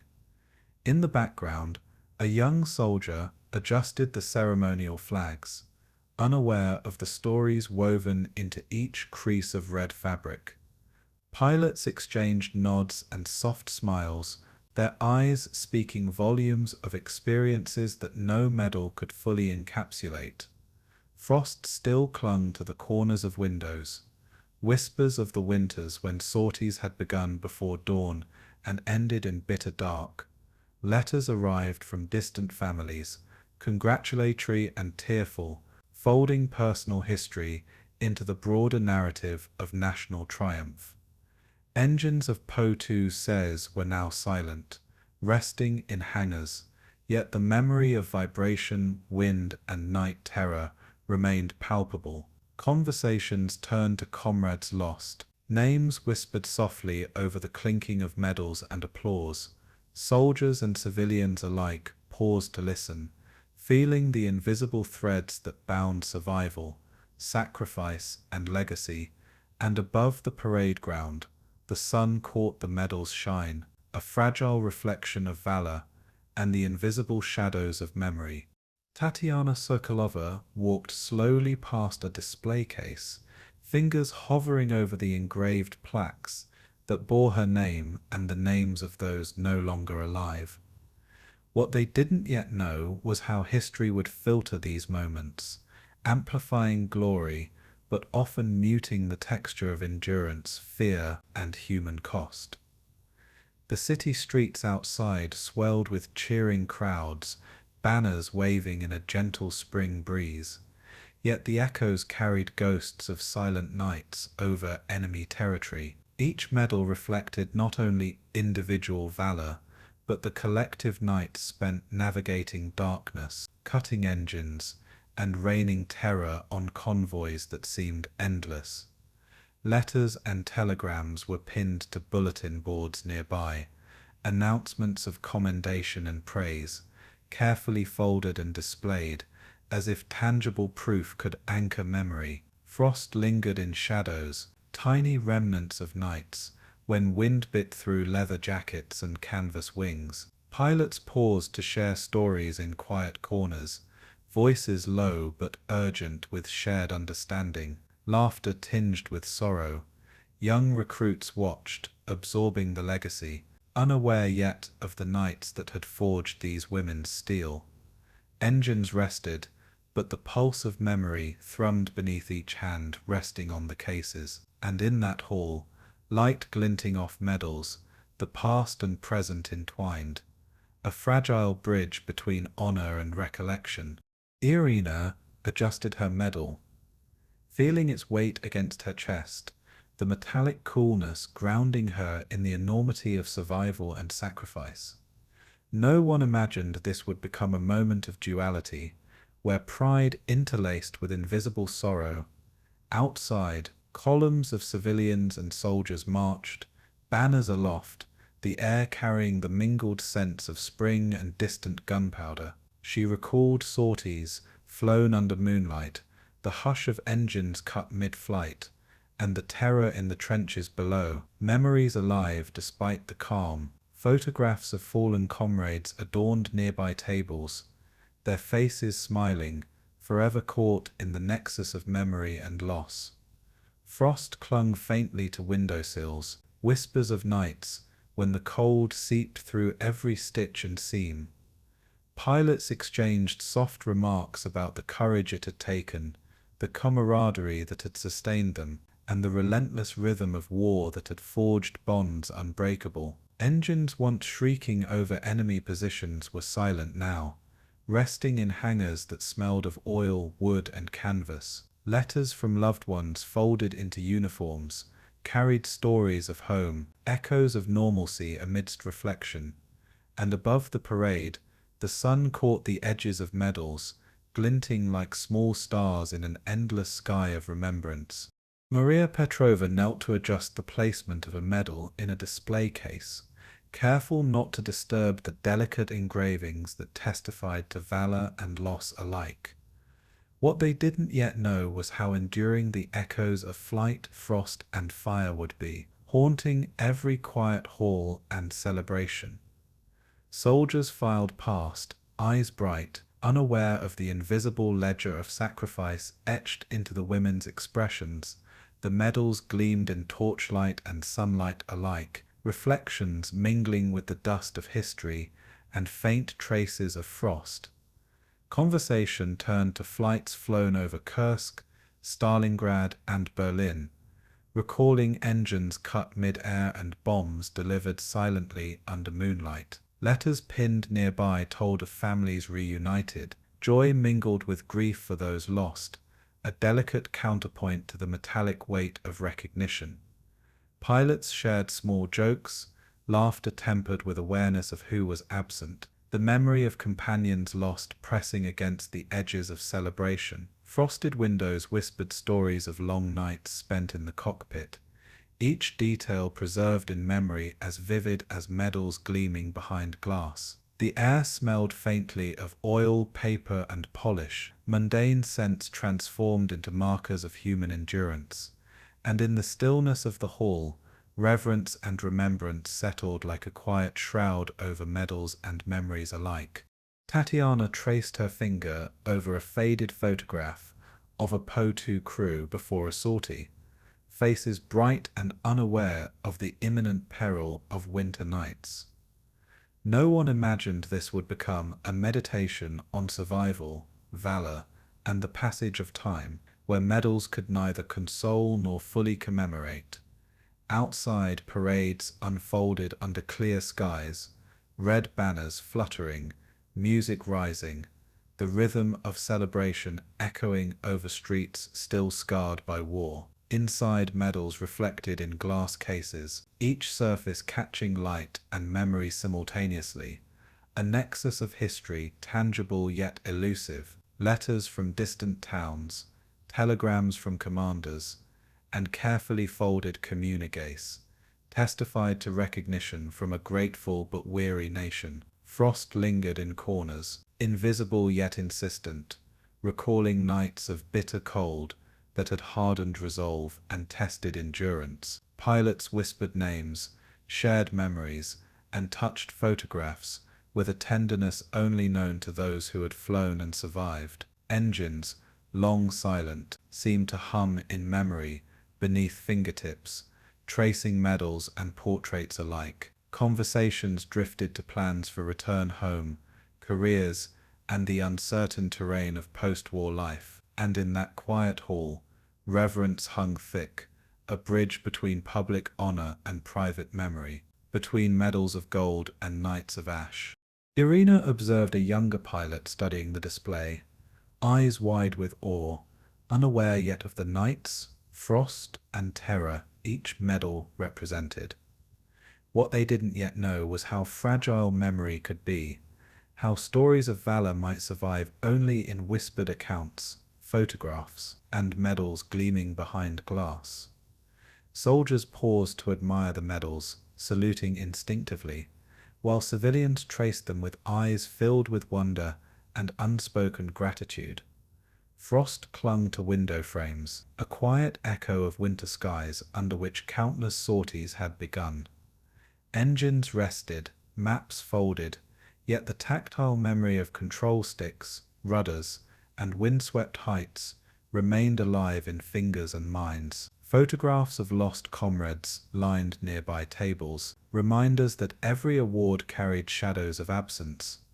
Pilots shared memories quietly, laughter tempered with tears, a delicate negotiation between pride and grief. Conversations turned to campaigns long past, Stalingrad, Kursk, Berlin, and the toll they had exacted, both visible and invisible.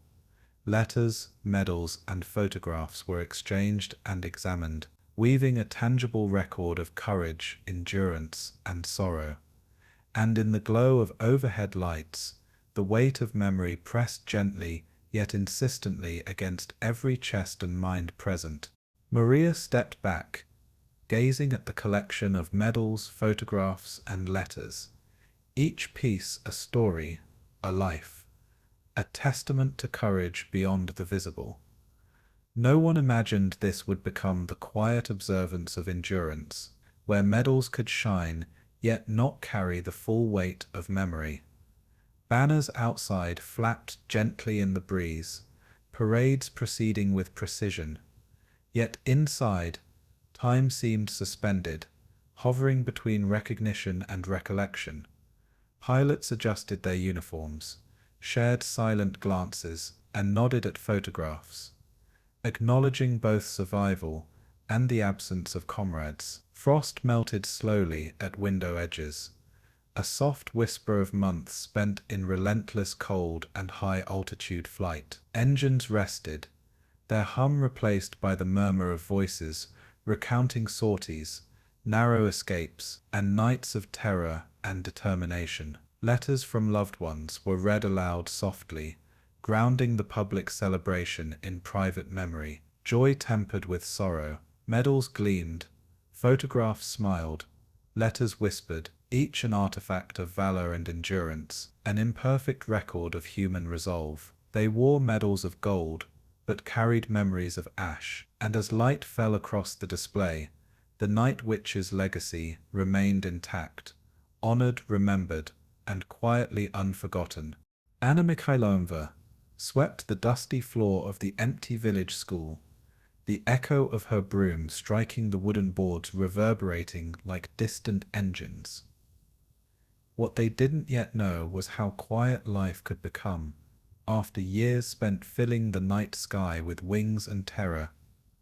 Outside, frost lingered on window panes, and the streets were deserted, abandoned like the airfields, where Potus once waited to take flight. She paused, brushing a strand of hair behind her ear, thinking of comrades whose names had faded from memory, now unspoken in newspapers or history books. Fields stretched beyond the village, snow-dusted and silent, as if the land itself had conspired to swallow the echoes of their past. Her hands, once calloused from gripping rudder pedals, now folded papers and chalk, a different kind of labor, equally precise yet mundanely necessary. A solitary dog barked, breaking the quiet, while the wind carried the faint memory of propellers through bare trees. Pilots like her moved among civilians, teaching, farming, working, their wartime heroism hidden beneath the plain uniforms of post-war survival. Telegrams of recognition had been delivered decades ago, medals worn once, then stored, collecting dust along with the stories they commemorated. And in each quiet step through corridors of ordinary life, the rhythm of war lingered in shadow and memory. Elena Petrovna adjusted the blackened soil under a new row of vegetables, her fingers still nimble from years of delicate cockpit maneuvers. No one imagined this would become a life of quiet toil, where the roar of engines and flashes of flak were replaced by rain-soaked earth and neighborly nods. In the distance, a rusty airfield fence sagged, gates swinging in the wind, reminders of the nights when engines had hummed, cut mid-flight, and terror had flowed silently across enemy lines. Children ran past her, oblivious to the history she carried in her bones, their laughter a fragile balm to what had been lost. Letters from former comrades lay folded in drawers, brittle with age, yellowed pages holding fragments of camaraderie and survival. Frost etched the edges of the garden, whispering of winter nights in Po-2C, the sting of cold leather, and the hush of gliding over enemy territory. Villagers passed without recognition, unaware of the hero of the Soviet Union, walking among them. Engines rested silently in hangars, wings of canvas now rotting, yet Anna and Elena could feel the memory of lift, torque, and flight in every bone and joint. They shared quiet conversations at the well, trading stories not for fame, but for the comfort of being remembered by those who understood. And through every planted row, shovel strike, and shared glance, history existed quietly in gestures too small for public notice. Maria Vasilieva taught a classroom of children, chalk scratching against blackboards, while her mind traced the contours of night sorties over Stalingrad. What they didn't yet know was that the legacy of terror and legend was slowly fading from Soviet memory, overshadowed by new narratives, by history's selective gaze. The children's laughter and mischief contrasted sharply with recollections of engine hisses cut in mid-flight and flak erupting beneath a moonlit sky. Outside, frost glistened on wooden fences, the wind carrying the ghost of propellers that once hummed through darkness. Letters of commendation were carefully stacked in a drawer, yellowed and fading, tucked beneath everyday paperwork and mundane instruction manuals. Her fingers lingered over a small Po-2 model, chipped and worn, the wooden fuselage echoing the resilience of its pilots. Stories told in whispers to fellow veterans kept the memory alive, yet recognition in official accounts was rare, fleeting and incomplete. Villagers offered small courtesies, smiles of gratitude for teaching or tending farms, unaware of the nights filled with bombs, danger and courage. Engines that once roared now slept silently in hangars, wings drooping with the weight of neglect. And in the quiet hum of daily routine, the ghosts of the night skies persisted, untethered yet indelible. Irina Kolesnikova mended clothing in a dimly lit workshop, needle moving deftly, recalling hands once steady on controls, gripping rudders and throttle levers. No one imagined this would become the cadence of post-war survival, where adrenaline was replaced by domestic precision, and recognition was whispered only among peers. Outside, the remnants of an airstrip stretched toward the horizon, empty snow drifting across cracked tarmac, where wooden biplanes had once lifted into the night.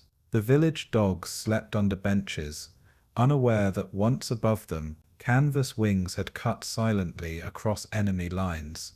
Children's footsteps pattered on frozen paths, echoing like soft drums against memory, while the women's hands worked tirelessly, a different battle, quieter, but no less exacting. Letters arrived occasionally from historians or journalists, inquiries brief and perfunctory, failing to capture the depth of peril once endured. Frost clung to windows, tracing delicate patterns, reminiscent of the frost on goggles decades ago. Pilots gathered in hushed kitchens, exchanging reminiscences, the aroma of bread and tea, mingling with stories of gliding attacks and narrow escapes. Engines long silenced hummed faintly in memory, propellers turning invisibly against the night, and beneath every stitch and measured motion, the rhythm of war still pulsed, subtle and insistent, shaping life beyond battle.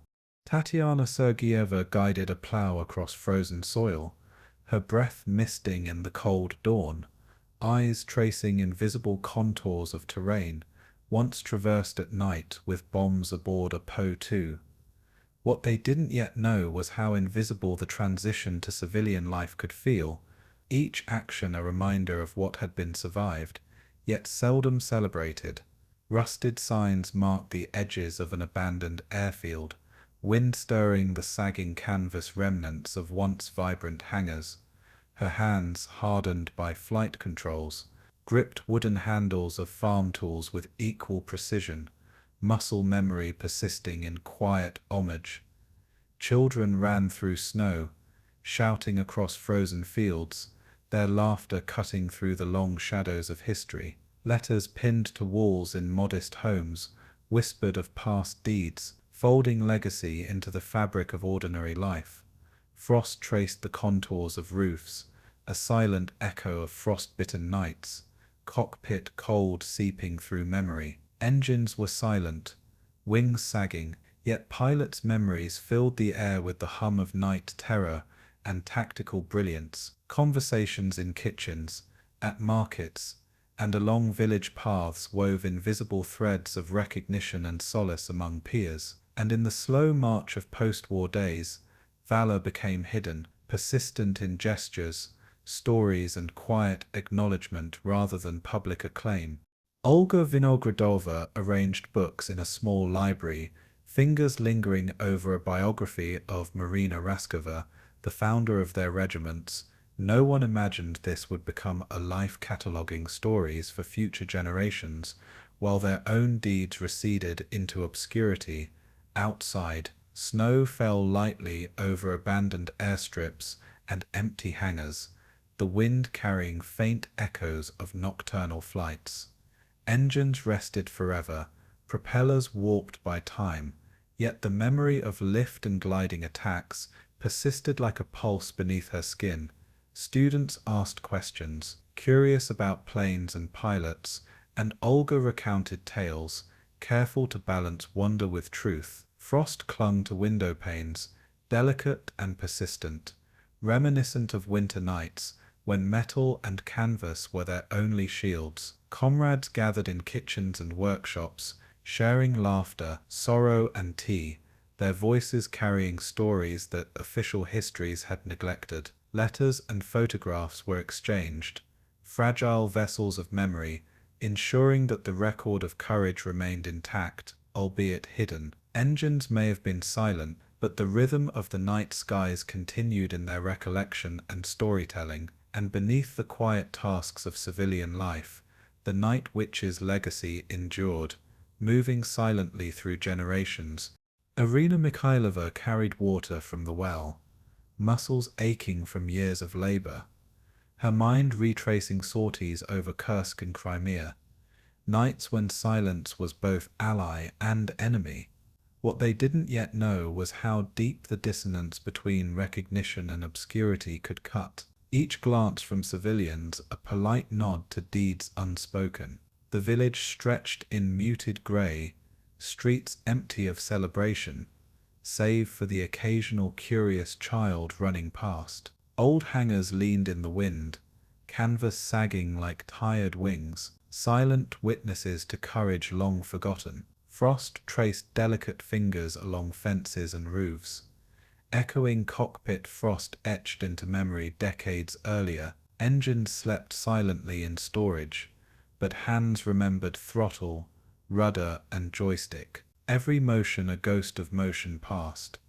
Letters from historians and journalists occasionally arrived, seeking brief recollections, ephemeral glimpses of bravery distilled into quotes and paragraphs. Conversations among pilots turned quietly to lost friends, airfields and missions, moments preserved in memory though absent from public notice. Each step across frost-bitten earth recalled the thrill and terror of gliding, bombing, and returning alive. And in each breath of cold air, each turn of a spade, each whispered story, history's neglected shadows persisted, unyielding.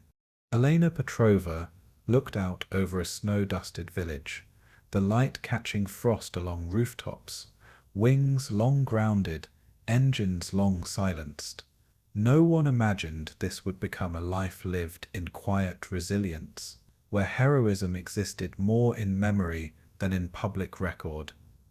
She thought of letters folded in drawers, photographs lined along shelves, medals tucked beneath cloth, a private archive of sacrifice. Outside, villagers moved with purpose, unaware of the women among them who had traversed night skies to strike fear into enemy ranks. Engines rested, hangars decayed, airfields empty, yet the night witch's rhythm persisted in hands, minds, and stories told softly to younger generations. Frost clung to the remnants of trees and fences, delicate reminders of endurance, patience, and the passage of time. Conversations carried echoes of laughter, sorrow, and strategy, keeping memory alive where official recognition had lapsed. Letters, photographs, and whispered recollections formed an invisible tapestry, connecting past and present, valor and obscurity. History turned its gaze elsewhere, but their shadows still moved at night. And in the quiet of snow and frost, among fields, classrooms, and abandoned airstrips, the night witches endured, unseen, unrecognized, yet immortal in memory. A single spotlight traced the contours of a preserved Po-2 in the dim museum hall, its wooden wings stretching like memory frozen in time.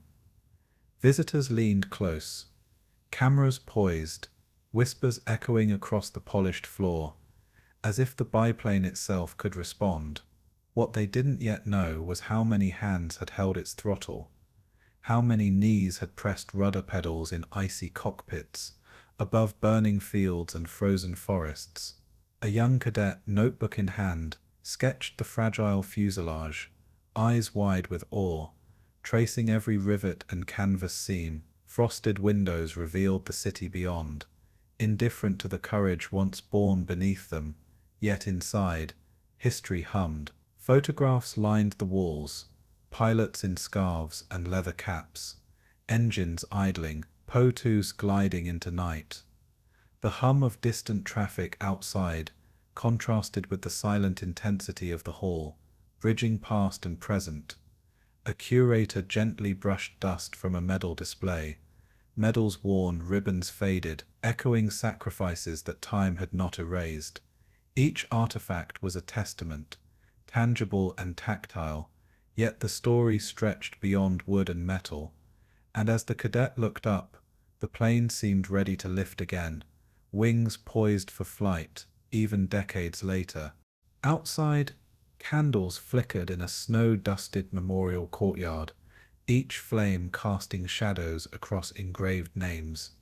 No one imagined this would become a sacred space where the whispers of fallen pilots mingled with cold winter air. Families of veterans stood silently, holding hands, tracing the letters of names they never knew personally, but felt intimately. Frost coated the edges of the stone slabs, echoing nights when frost had etched goggles and frozen fingers had gripped cold controls. Tour guides spoke softly, recounting daring night raids, gliding attacks, and the terror these women had inspired in enemy ranks.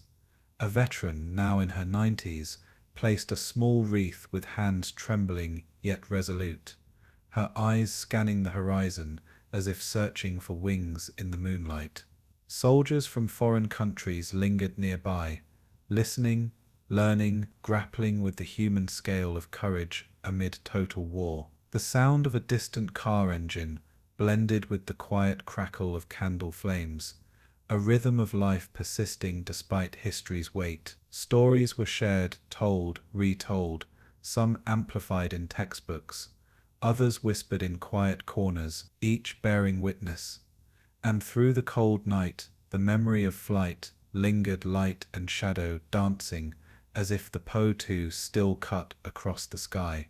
In a small town in Belarus, a class of young pilots gathered around flight simulators, screens illuminating faces with blue light. What they didn't yet know was that the maneuvers they practiced had roots in wooden cockpits, hand-cranked instruments, and engines that stuttered in frost. Instructor Major Dmitry Sokolov traced flight paths with a stylus, narrating a mission over a German convoy, each turn calculated, each descent lethal in its precision. The cadets leaned in, imagining the sensation of cutting engines mid-flight, gliding silently over enemy positions with nothing but canvas wings and courage. Outside, the wind rattled window panes, carrying whispers of the past like a soft hymn. One cadet touched the edge of the simulator controls, wondering if the women who had flown these skies had ever feared silence as much as collision. Maps on the wall showed Eastern Europe, pins marking convoys destroyed, towns liberated, and airfields that no longer existed. Instructors shared stories of Marina Raskova, of Olga Litvinenko, of Tatiana and Anna, names etched in bravery and memory. Conversations shifted between strategy and humanity, technical precision and moral reflection, and as they prepared for practice sorties, the ghosts of the night witches felt present, guiding hands and hearts through simulated skies. At a Berlin museum, a historian carefully lifted a tattered pilot's logbook, fingers tracing handwritten notes, annotations from sorties decades prior. No one imagined this would become a treasure, its pages yellowed yet brimming with lives lived in danger and courage. Outside, tourists snapped photos of armored vehicles and artifacts, unaware of the silent triumphs that had preceded occupation and liberation. Engines were long silent, yet the roar of history seemed to vibrate from the margins of inked words. A child asked why the planes were so small, why the pilots were so young, and the historian paused, recalling the thin lines between fear and resolve, youth and heroism. Frost glistened against the museum windows, echoing the frost-bitten nights recorded in the margins, the bitter cold beneath the leather caps of the 46th Guards. Other exhibits displayed medals, letters, and photographs, a chorus of voices stitched into paper, metal, and glass. Visitors moved from display to display, their footsteps echoing, a rhythm that mirrored the cadence of nocturnal sorties over enemy lines. The historian closed the book with reverence, understanding that memory required stewardship, fragile yet unbroken, and as light faded, shadows of past flights seemed to hover near the displays, invisible wings brushing against the edges of perception. A veteran in Moscow recounted her stories to a visiting international documentary crew, her voice steady, eyes reflecting decades of experience and remembrance. What they didn't yet know was how powerful the presence of memory could be, a bridge across continents and generations, uniting listeners with moments of courage. Outside, the city moved with its usual rhythm, indifferent, yet inside her small apartment, the air carried the weight of history. Her fingers traced photographs, young women in scarves, leather jackets, standing beside fragile biplanes that had dominated the night in the enemy's imagination. Frost crept along the balcony ledge, delicate as memories etched into consciousness. The documentary cameras captured every nuance, wrinkles, hand gestures, small hesitations, as if recording both fact and emotion in parallel. She spoke of names often omitted from books, of comrades lost, of missions successful, and harrowing in equal measure. Maps dotted with pins illustrated regions liberated, yet also losses endured, the duality of sacrifice and achievement. Crew members whispered among themselves, absorbing the scale and humanity of her experience. And when she paused, the silence seemed to hum with unseen wings, echoing triumph, terror, and the eternal flight of courage. In a quiet airfield on the outskirts of St. Petersburg, cadets prepared modern aircraft, while glancing at a small memorial for the night witches tucked in a corner. No one imagined this would become a point of pilgrimage, a site where past and present intertwined over steel, canvas, and memory. A teacher recounted sorties over Kursk and Crimea, translating maneuvers into contemporary training language, the hum of engines beneath the narrative. Frosted grass sparkled in the rising sun, recalling cockpit frost and frozen fingers gripping rudder pedals decades ago. Pilots in training paused to place small tokens at the memorial, medals, photographs, and flowers, gestures connecting them across time. Engines started, propellers whirred, yet the simulacrum of modern flight felt haunted by the fragile wooden wings of the 1940s. Cadets whispered questions about bravery, fear, and the ethics of sacrifice, each question tracing the arc from history to the present. Photographs displayed on adjacent walls showed pilots smiling, exhausted, triumphant, a human scale grounding technical achievement in flesh and bone. Even as modern aircraft roared to life, shadows of canvas wings seemed to hover nearby, invisible yet insistent. And as the cadets taxied down the runway, the wind seemed to carry the faint echo of gliding engines, timeless and undiminished. At a European war memorial, a German historian lit a single candle in remembrance, acknowledging the terror once inflicted by the night witches upon his country's troops. What they didn't yet know was how respect could emerge from fear, a recognition transcending former enmity. The candle's flame trembled in the evening air, illuminating frost-crusted cobblestones and engraved names on the stone wall. He read aloud fragments of translated diaries, annotations of gliding attacks, and the silent approach of canvas wings through the night sky. Tourists and locals alike paused, listening, their breaths visible in cold air, absorbed by the juxtaposition of terror and courage. The historian reflected on dual perspectives: the fear among German sentries, the exhilaration among Soviet pilots, the human thread weaving through both. Frosted rooftops gleamed in the distance, echoing frozen cockpits and nights spent navigating by moonlight. Children traced the outlines of aircraft etched into plaques, wide-eyed with curiosity and growing respect. Every candle flicker seemed to synchronize with the rhythm of history itself, small lights against the shadow of memory, and as the wind stirred across the memorial, the silence seemed filled with motion, wings invisible, yet unforgotten. In the quiet of night, a museum curator turned off the last lights, leaving the Po-2 bathed in faint moonlight through frosted windows. No one imagined this would become a sanctuary for memory, a place where courage could exist outside schedules, wars, or recognition. Outside, the city slept, unaware of the centuries-spanning echo of sacrifice and bravery within a single hall. Candles burned in distant memorials, their light trembling across snow and stone, uniting continents in reverence for women who flew into darkness. Young cadets studied diagrams, traced maps, and whispered names of pilots who had never returned. The weight of their actions grounding future generations.